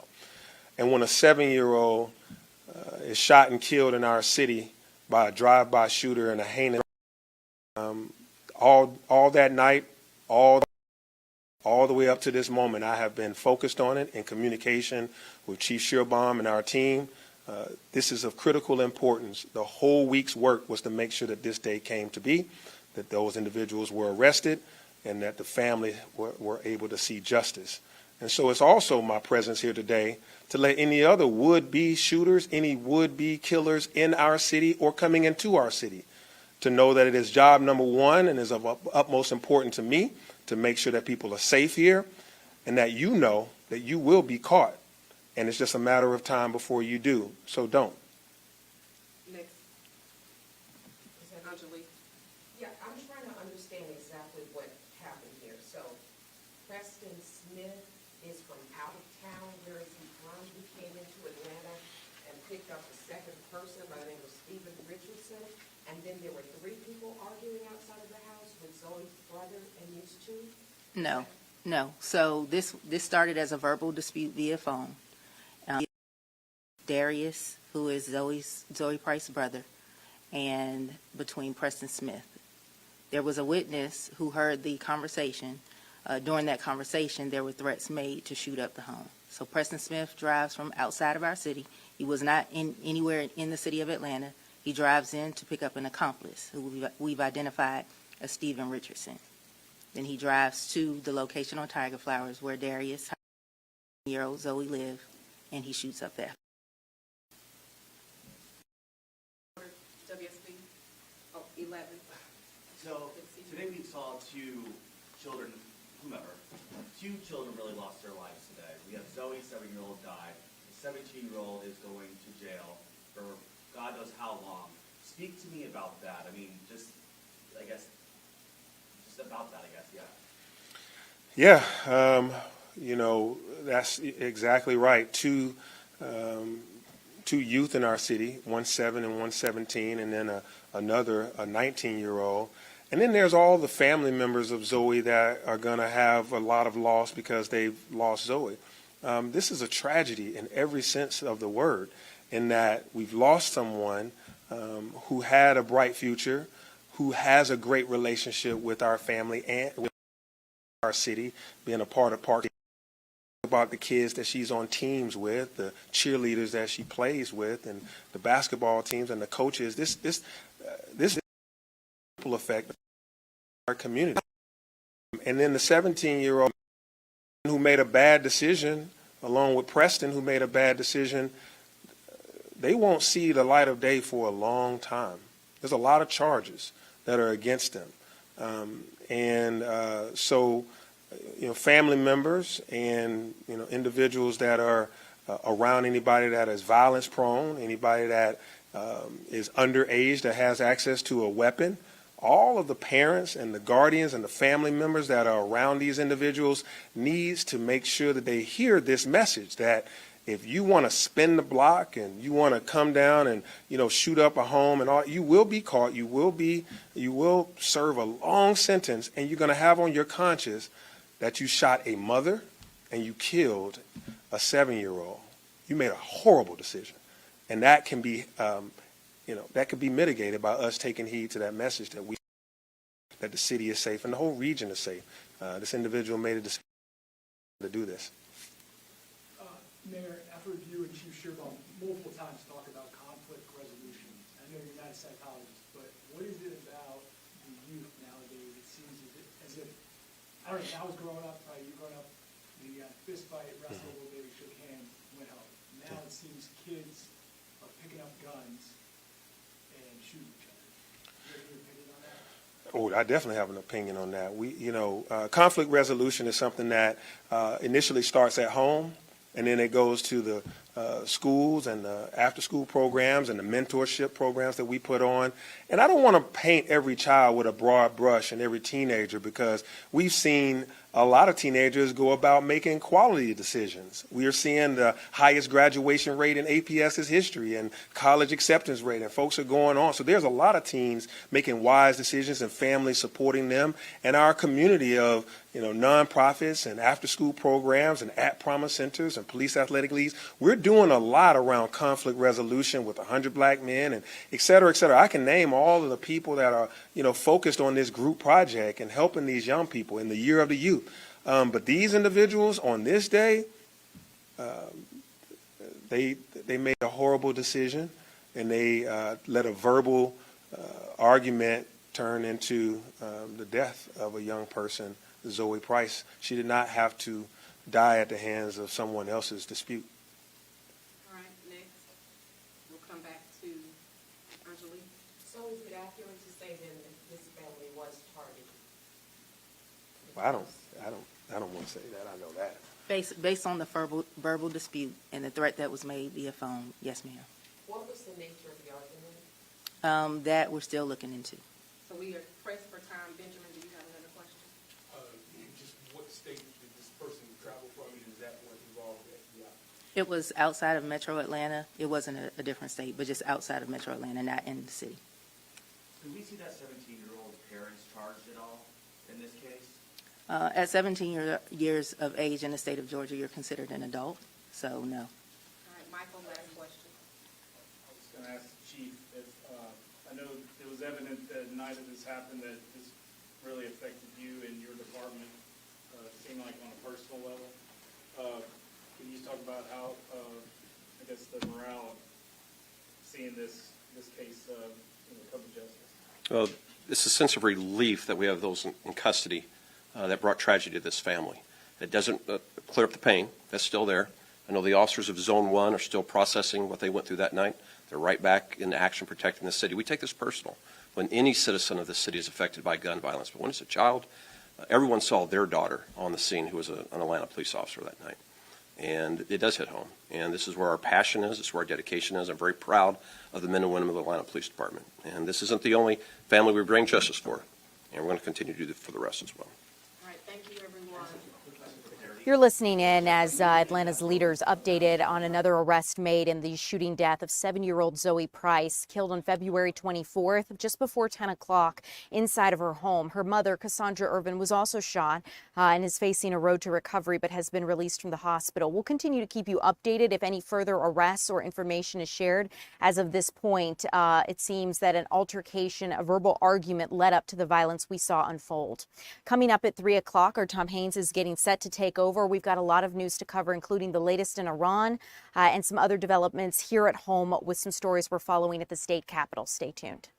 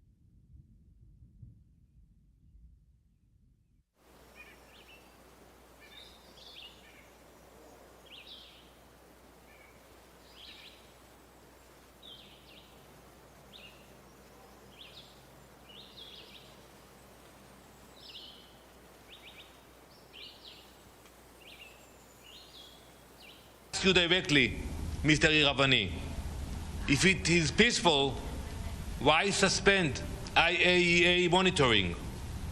Why enrich uranium to levels far beyond civilian energy requires? Why build facilities deep underground? Peaceful programs do not hide. Peaceful programs do not pair enrichment with advanced ballistic missiles. Mr. Iravani, you had diplomatic options. You rejected them all. Mr. Iravani accuses Israel of aggression, but it is his regime that has struck a neighborhood in Bet Shemesh, killing 9 people, including 3 siblings. Israel, on the other hand, strikes military targets, command centers, missile launchers. His regime strikes innocent civilians, and that is a difference. We regret the loss of life of any civilian. Look what they are doing now, all across the region. No nation chooses this lightly, but there are moments in history when failing to act costs far more than acting. This is one of those moments. We are paying a high cost, but the threat does not stop at Israel. Look at this map. Look at the reach of their aggression. Hundreds of missiles and drones every day. Missiles launched toward the UAE, Bahrain, Oman, and many other countries. At least a dozen UN member states have been targeted, including Cyprus, a European country. This is not strategy. It is desperation. It is a regime lashing out like a rabid animal, dangerous to everyone around it. Now imagine for a moment that the same regime with nuclear warheads assembled onto those ballistic missiles. Imagine the danger not only to Israel, but to the entire world. That is why we acted. Every hour that passes, we further degrade their missile capabilities. So to the people in the region and to the people in Israel, we tell them, be patient. Give us some more time. It will not continue forever. We are committed to our objectives: no nuclear weapon, no missile threat, no terror infrastructure left standing. Thank you. It's Pamela. Thank you, Ambassador. It's Pamela Falk from U.S. News and World Report. How does Israel see a path forward in Iran for a regime change that does not favor the advancement of its nuclear program? How will that happen? We have hopes for the future. We believe the people of Iran deserve a better future, a different leadership. Iran is a beautiful, strong country, but the regime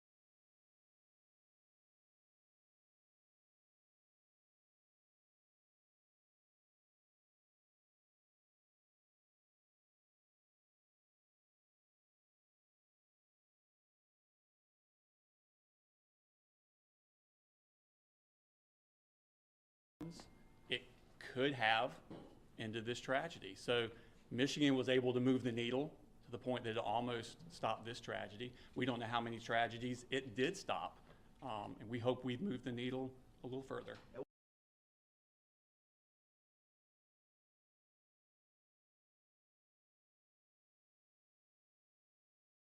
Children do in regards to a school shooting. Gray was found guilty on 29 counts, all counts, and as I mentioned earlier, he faces up to 180 years in prison. Tom? Precedent setting in so many ways, as you mentioned, not only here in the state of Georgia with Colin Gray being the first parent convicted as an accessory to what happened at Apalachee High School as a result of the alleged shooter, Colt Gray, but this is only the second time in the United States that a parent has been convicted in a case like this. So we are charting new legal course here. In Detroit, yeah. Yeah, that's right. That case was in suburban Detroit, Oakland County, Michigan, Oxford High School. 2 parents were convicted in that case, and they're serving, I believe, 15 years in prison for involuntary manslaughter. That was one of the charges that the jury found Gray guilty of, including second-degree murder, second-degree child cruelty. Definitely an incredible case here. Kevin Stewart live for us this afternoon. It'll be interesting to see what the judge decides in terms of sentencing. Of course, we will cover that part of this trial live for you as well. Moving to international news now, the U.S. and Iran still at war, in addition to Israel joining in that fight for day 4 of Operation Epic Fury. That is Rebecca Castor live for us, the United States Capitol. President Trump saying that he expects the military mission across Iran to at least last about 4 more weeks. Rebecca, what more can you tell us about the activity there on Capitol Hill? I know members of Congress are participating in a classified briefing this afternoon as to the events that have unfolded there so far. Yes, so all members of Congress will receive that classified briefing today, but we know a large number of them got that briefing yesterday, and so far we are really seeing reaction to this operation be split along party lines. Most Republicans, I should say, are supporting the president in this mission. They believe that the president was justified in launching this attack. They are convinced that there was an imminent threat by Iran. Democrats are seeing it differently. They are pushing for war powers votes this week. These will largely be symbolic votes. From our read on it right now, it doesn't seem like there is enough support in both the House and the Senate for these resolutions to pass. But if things change after these briefings and people move to different sides, if they were to pass a war powers resolution, it could limit President Trump's authority with this mission going forward. We had some about the State Department taking some unprecedented action, telling Americans in many countries in the Middle East that they're going to facilitate them returning to the United States, or at least getting out of some of those countries. What was the motivation behind that action on the part of the State Department? Yes, so this is something that we have seen the State Department do before. Oftentimes, they don't come out from the get-go with it publicly because these are highly sensitive missions that the State Department conducts. But we did see them evacuate Americans during the 12-day war over the summer between Israel and Iran. I do have an update. We were just told in the last hour by a senior State Department official that these evacuations are happening as we speak. We can't give specific details on which countries in the region that they are picking up Americans from, but we are told that evacs are beginning with flights and by buses. So again, something that we were expecting was happening behind the scenes, but highly sensitive missions, but we can fully report now that the U.S. government is helping Americans leave the region. It telegraphs that the Middle East is a very unstable place right now, something that is perfectly understandable given the events that are happening in Iran. We are told that Iran has hit several countries in the Gulf region. Are they responding directly in turn, or are they still sort of giving the United States and Israel leeway to carry out their actions inside Iran? We are seeing some indicators that some Arab countries might soon be joining the U.S. and Israel in this fight. A senior military official tells us the next 24 hours will be very serious. These countries are considering getting involved because, as we know, Iran has been launching missiles, not only targeting U.S. embassies and U.S. military bases overseas, but it's sending missiles into countries that it has, arguably neutral relations with. Not necessarily partnerships, but they have a, neutral relationship with these countries, and they're targeting civilian targets. They've hit some airports. They've hit hotels. We know Saudi Arabia is upset. Qatar is upset. The UAE is upset. So none of them have made moves quite yet to send missiles into Iran, but we are hearing that this is being considered.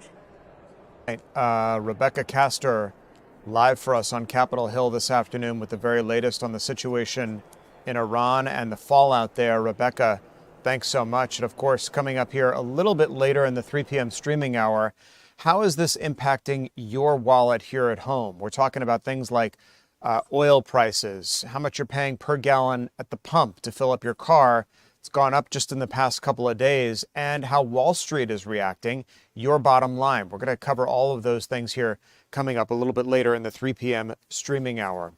Meantime, there is a heated debate at the State House this afternoon surrounding tax exemption status for Hartsfield-Jackson International Airport. It's something that you might not think about very often, but Clayton County sure is. They're saying that they're missing out on a lot of revenue based on the airport's tax-exempt status. Let's get out to Deidre Dukes, who's standing by live at the state capitol, where this very issue is being debated this afternoon. Deidre? Yeah, a heated debate, Tom, and strong arguments going back and forth surrounding the airport. Now, the airport is owned by the city of Atlanta, but a good portion of it, most of the land actually sits in Clayton County. And the airport has enjoyed tax-exempt status for decades. Some officials here, some state lawmakers, well, they want to change that. They are Democratic state lawmakers Rhonda Bernal and Sandra Scott. They both represent portions of Clayton County. Now, they're sponsoring a bill that would, if passed, end a long-standing tax exemption for Hartsfield-Jackson. Now, Bernal estimates that the change could generate an estimated $50 million annually for Clayton County and nearby cities, and funding, she argues, is long overdue.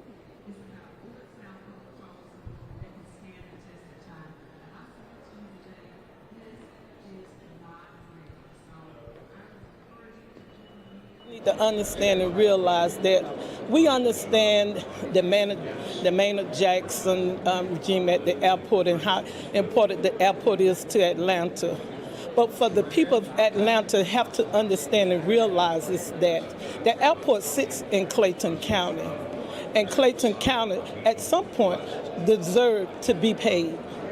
They deserve for Atlanta to come and sit down and say, let's do the right thing.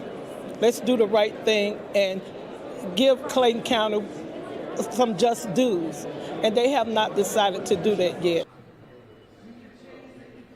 And that was Representative Scott joining Representative Bernal in talking with me this morning, laying out their arguments as to why they believe Clayton County is owed some property taxes in regards to the Atlanta airport. We also heard from the other side today that proposal facing strong opposition from the city of Atlanta, from state lawmakers who represent Atlanta and Fulton County, and also from airport officials, of course. Now, the Atlanta delegation, comprised of both Senate and House members, held a news conference here this afternoon. They blasted Clayton County officials, calling this a money grab, unlawful and unprecedented. Here's what they told us. No other major airport in this country pays a property tax. Not a single one.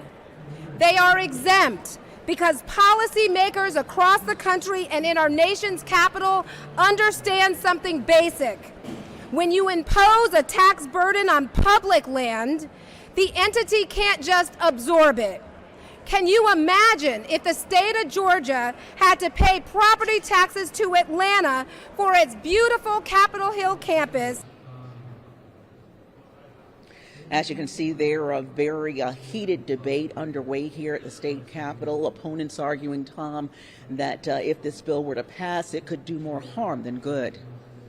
But it's an interesting issue, and she's right. I mean, most airports across the United States do not pay property taxes because they're used for municipal purposes on the one hand. On the other hand, you can understand what Clayton County leaders, or at least some of them, are saying, that,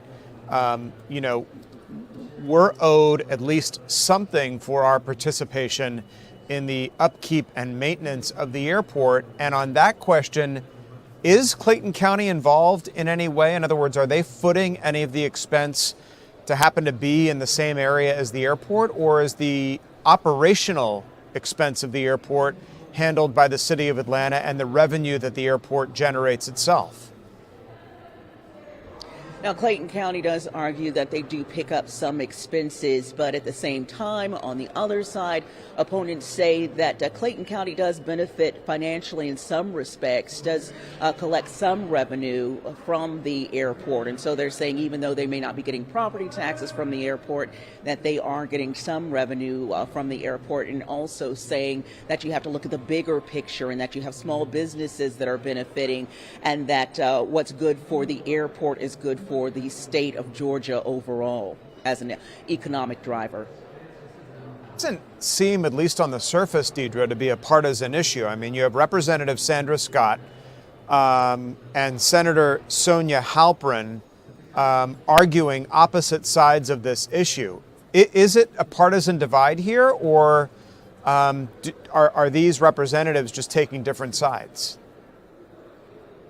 Well, in this instance, it does appear so, and of course you have to look at it, the fact that realistically, most if not all of the lawmakers representing Clayton County and also Fulton County, if I'm not mistaken, are Democrats because of the makeup and the voter percentage here in Fulton County and also in Clayton County. So I think it would be fair to say that that is why you might be seeing this being a partisan issue in this regards. But definitely, as you saw, all Democrats speaking out, but on very different sides of this argument. Interesting to how this kind of fleshes out in the State House. Some very good points made on both sides here, and if those who want the airport to pay property taxes on behalf of Clayton County prevail, it would definitely be precedent-setting in terms of what other airports across the country are required to do in that regard. Deidre Dukes reporting live for us from the state capitol this afternoon. Deidre, thanks. A lot more to get to as we continue here on a busy afternoon on Fox Local. We're going to talk about a very sad case. Our Doug Evans is going to join us live, where an elderly man was scammed out of a lot of money. You're going to want to hear this story. Plus, we're going to check in with meteorologist Jonathan Stacy as to how the rest of the work week forecast is going to pan out for us as we continue.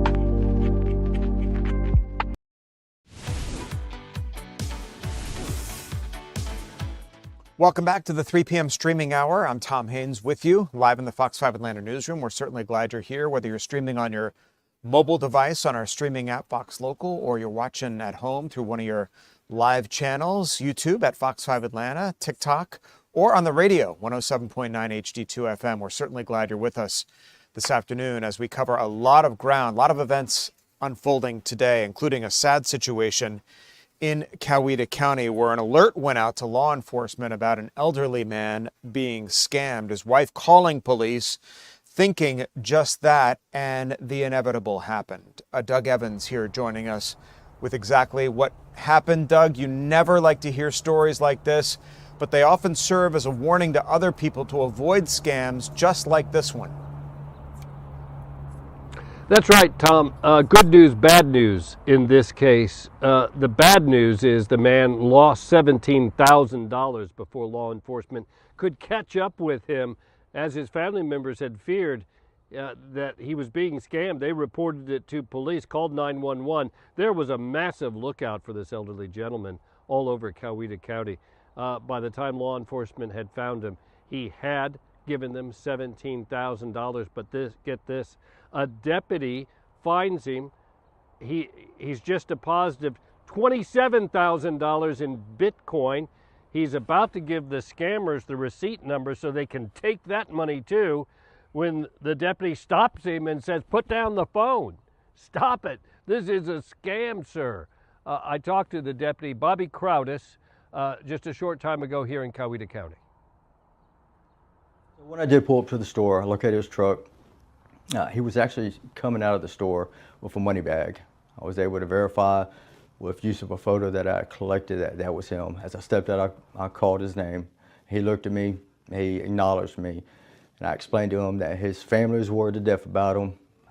They didn't know where he was and believed he'd been a victim of a scam. At that time, I explained to him I believe he was a victim of a scam and what was going on. He told me he already made a couple of deposits at this Bitcoin machine, and he was making 2 more and going to provide the information to the people on the phone. At that time, I realized he was still on the phone with the scammers. I advised him to put the phone in his truck and step onto the side with me so we can go over what's going on. All right, let me say this, and I may repeat it several times before we're done here. No law enforcement agency is going to ask you to deposit Bitcoin. It won't happen. Not federal agencies, not state agencies, not local agencies. No one requires you to pay a fine in Bitcoin. It won't happen. So that's the message from law enforcement today. A, they never call you and tell you that you have a warrant and to go pay a fine. B, they never require you to pay anything through a phone call. And C, nobody requires Bitcoin. Stop it. If you've got an elderly relative, if you've got an elderly neighbor, police are just encouraging you to watch out, even help educate them on this Bitcoin stuff and how it works and how these scammers work. They get your phone number, they pose as cops, they even give you real names of police officers that they just get from the internet, right? It's all out there. And so that's the way these people are getting scammed, Tom. This gentleman lost $17,000. I understand he's retired, he's elderly. He was about to lose a lot more before they were able to stop it. It's just incredible, Doug, how police were able to find this man and warn him not to continue what it was he was doing. The elderly, particularly vulnerable, as you say. Somebody called my own father and told him it was me and that I needed to pay off a debt. And my dad, he's 97 years old, believed them and was trying to make a transfer out of his bank. I mean, they seem earnest. It seems legitimate. And elderly people often give other people the benefit of the doubt. But the warning is clear and significant for caretakers, people like me who care for our parents, to just remind them and drill into them, Dad, don't believe what it is you're hearing if somebody gives you a call. But I'm just interested, how remarkable it was that that officer was able to catch up to that elderly man and actually throw out the warning. Right. And you know, Tom, I'm sorry to hear that about your dad. My mother is 93 years old, and I worry about the same thing with her all the time. She tells me, you know, she's gotten this call or that call, or somebody's asking for money. And so there's a good reason to worry, right? As far as finding this man and everything, the interesting part about this is he was so convinced that when the deputy said, "Stop, you're being scammed," he tried to educate the deputy. "No, you don't understand. I know how, you know, these guys, you know, they've got a warrant, they've got my name, and they've got he didn't believe the deputy that it was a scam until he literally had to tell him, "Put your phone in the truck and step over here with me. We're going to put an end to this right now." And then the poor gentleman says to the deputy, after he realizes what he's done, he says to the deputy, "Now I have to go home to my wife." Right? And there's a lot of shame, a lot of hurt, and a lot of money lost, right? Life savings. Yeah, it's just so humiliating on so many levels. And as you said, this is savings that this poor gentleman has been pulling together his whole life to be able to live on in his retirement years, only to be scammed out of that money. It's like the calls we get, Doug, that the voicemails, I don't get a lot of them anymore, but, you know, "This is the police. We have an arrest warrant for you, and we're in your neighborhood." It's like, really? Come on.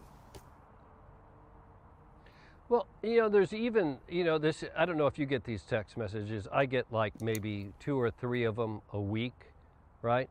Where somebody will text you and they will say, "Hey, I missed you at the meeting yesterday." And you're like, "Well, I wasn't at a meeting yesterday. Who's this?" And then you know, then you realize, delete, right? Or I had one the other day, I can't even remember what it said, but it was as if somebody knows me and stuff, and that's a scam too.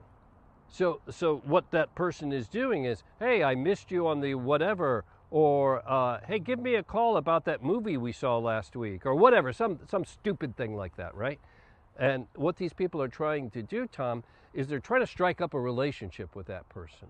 And it's the lonely people, the people that are looking for a friend, the people, "Oh, well, this must be somebody who knows me, right? And so I'm going to call, and oh, no, yeah, okay." And then they strike up a friendship, and then they con them out of money.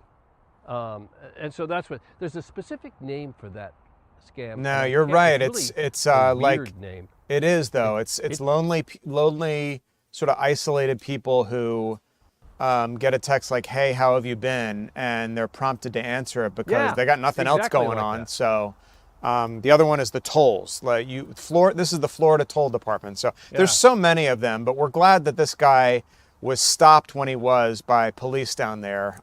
So unfortunate that he's out $17,000, but at least it wasn't his entire life savings. Doug Evans reporting for us live this afternoon here on Fox Local. Doug, thanks so much. It is getting more expensive to fill up at the gas pump, something that we talked about when we were talking to Rebecca Castor up in Washington, D.C. on Capitol Hill because of what's happening in the Middle East right now.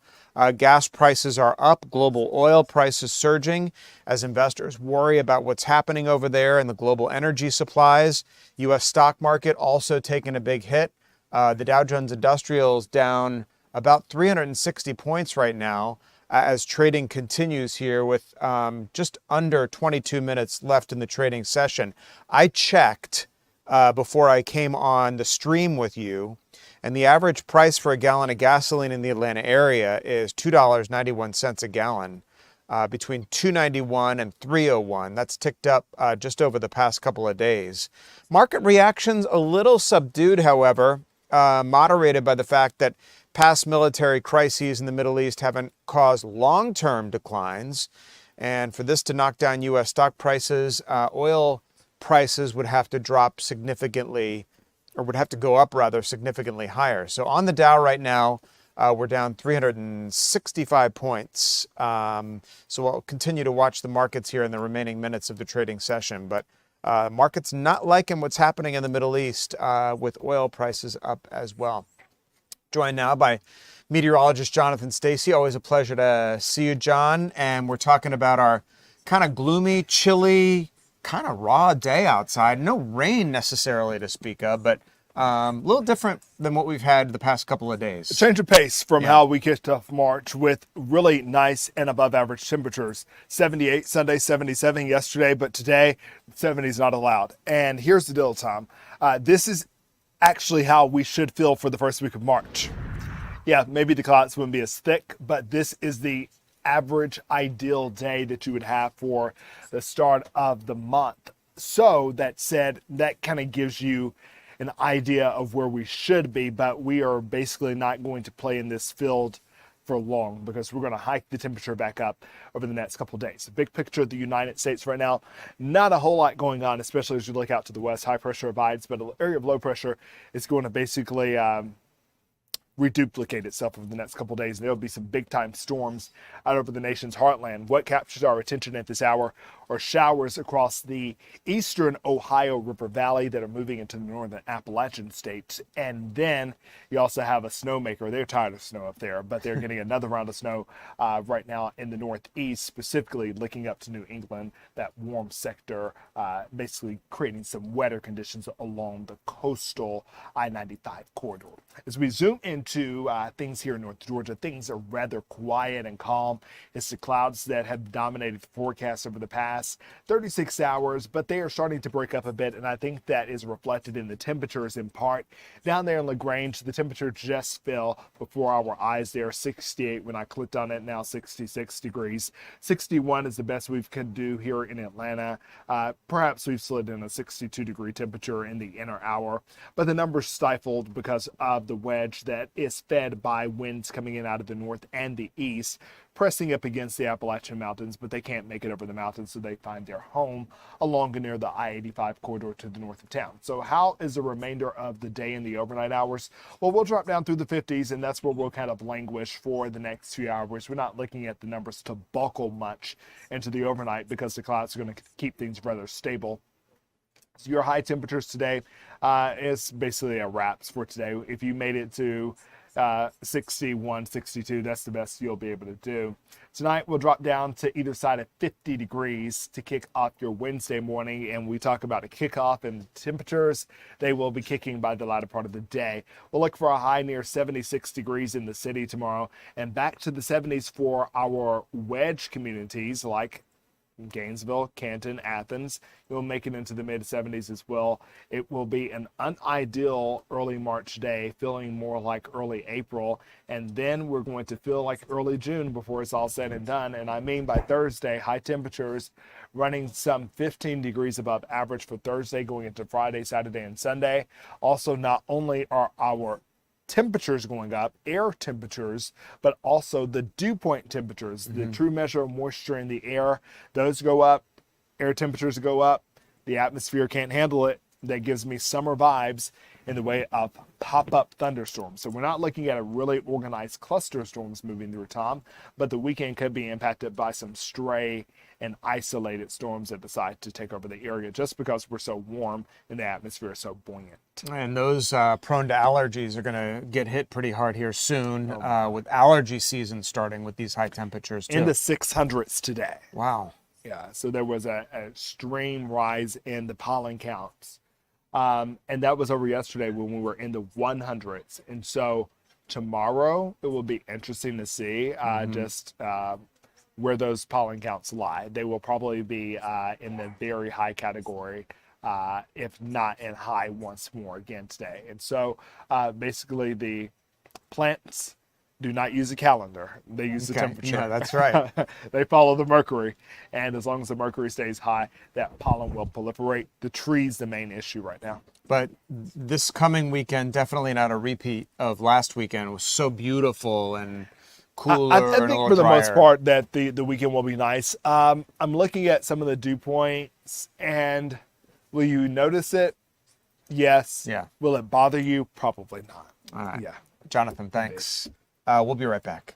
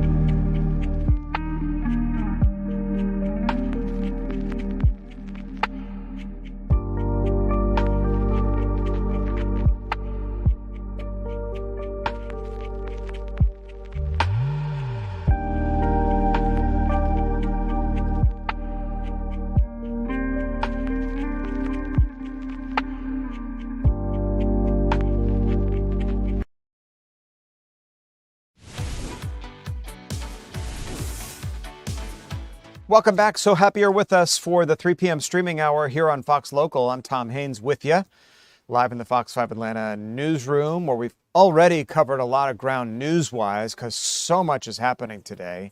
By now, you've probably heard that Bill and Hillary Clinton have testified in regards to their alleged connection to the disgraced financier Jeffrey Epstein, all right? You see the Clintons in a lot of pictures with Epstein and his consort Ghislaine Maxwell, who's serving prison time right now. But what really was the relationship? That was behind the testimony behind Bill and Hillary Clinton. So we want to play for you just a part of what Bill Clinton had to say.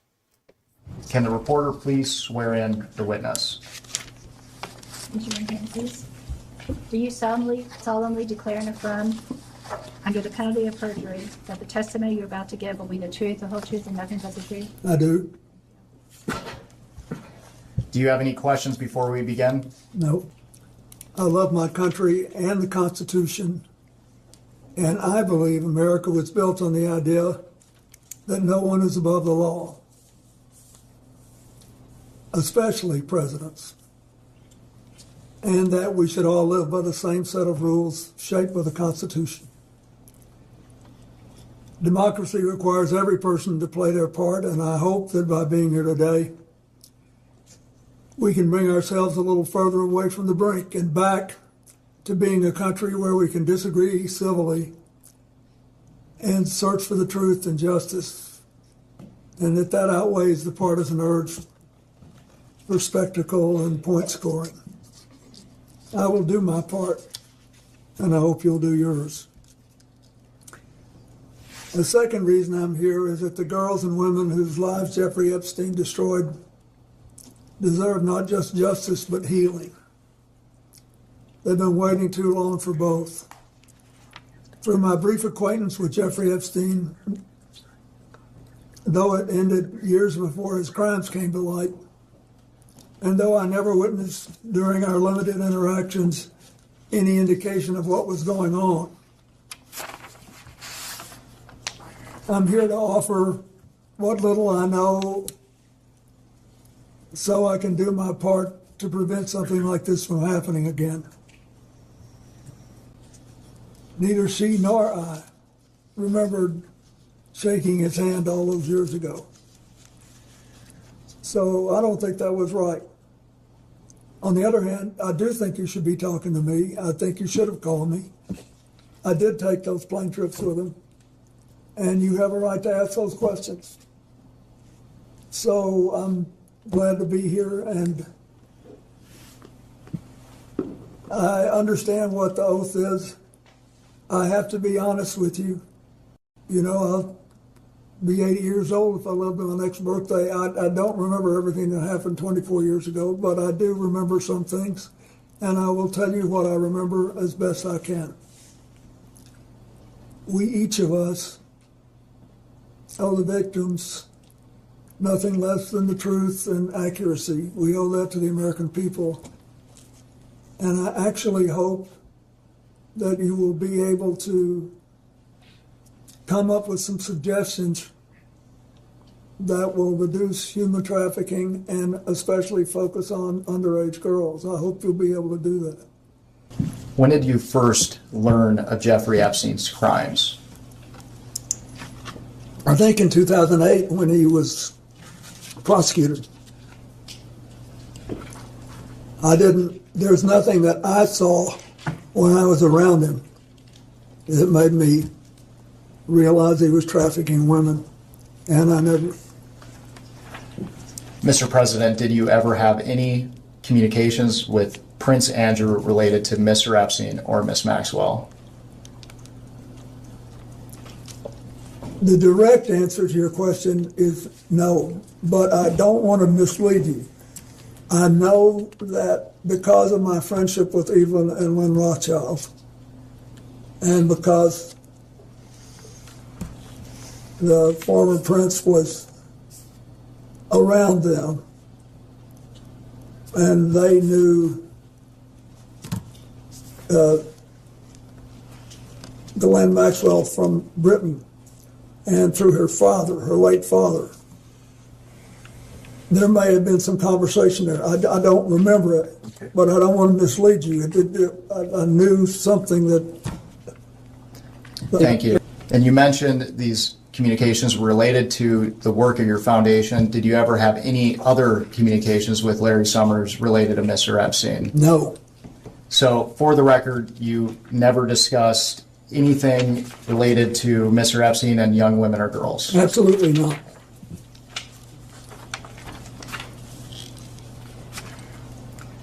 Mr. President, for the record, have you ever been contacted by any law enforcement agency concerning Jeffrey Epstein or Ghislaine Maxwell?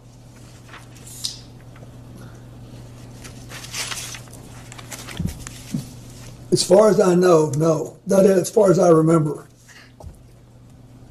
Back in 2008, I sort of thought somebody might ask me something. Okay. Because I was glad this had come out since it had happened. But I don't believe anybody ever did. You mentioned that you thought someone would want to ask you something. Some remarkable testimony there on the part of former President Bill Clinton, the House Committee on Oversight and Government Reform releasing that video from the former president and the former Secretary of State, which is also floating around online if you want to check it out, in the ongoing Epstein investigation.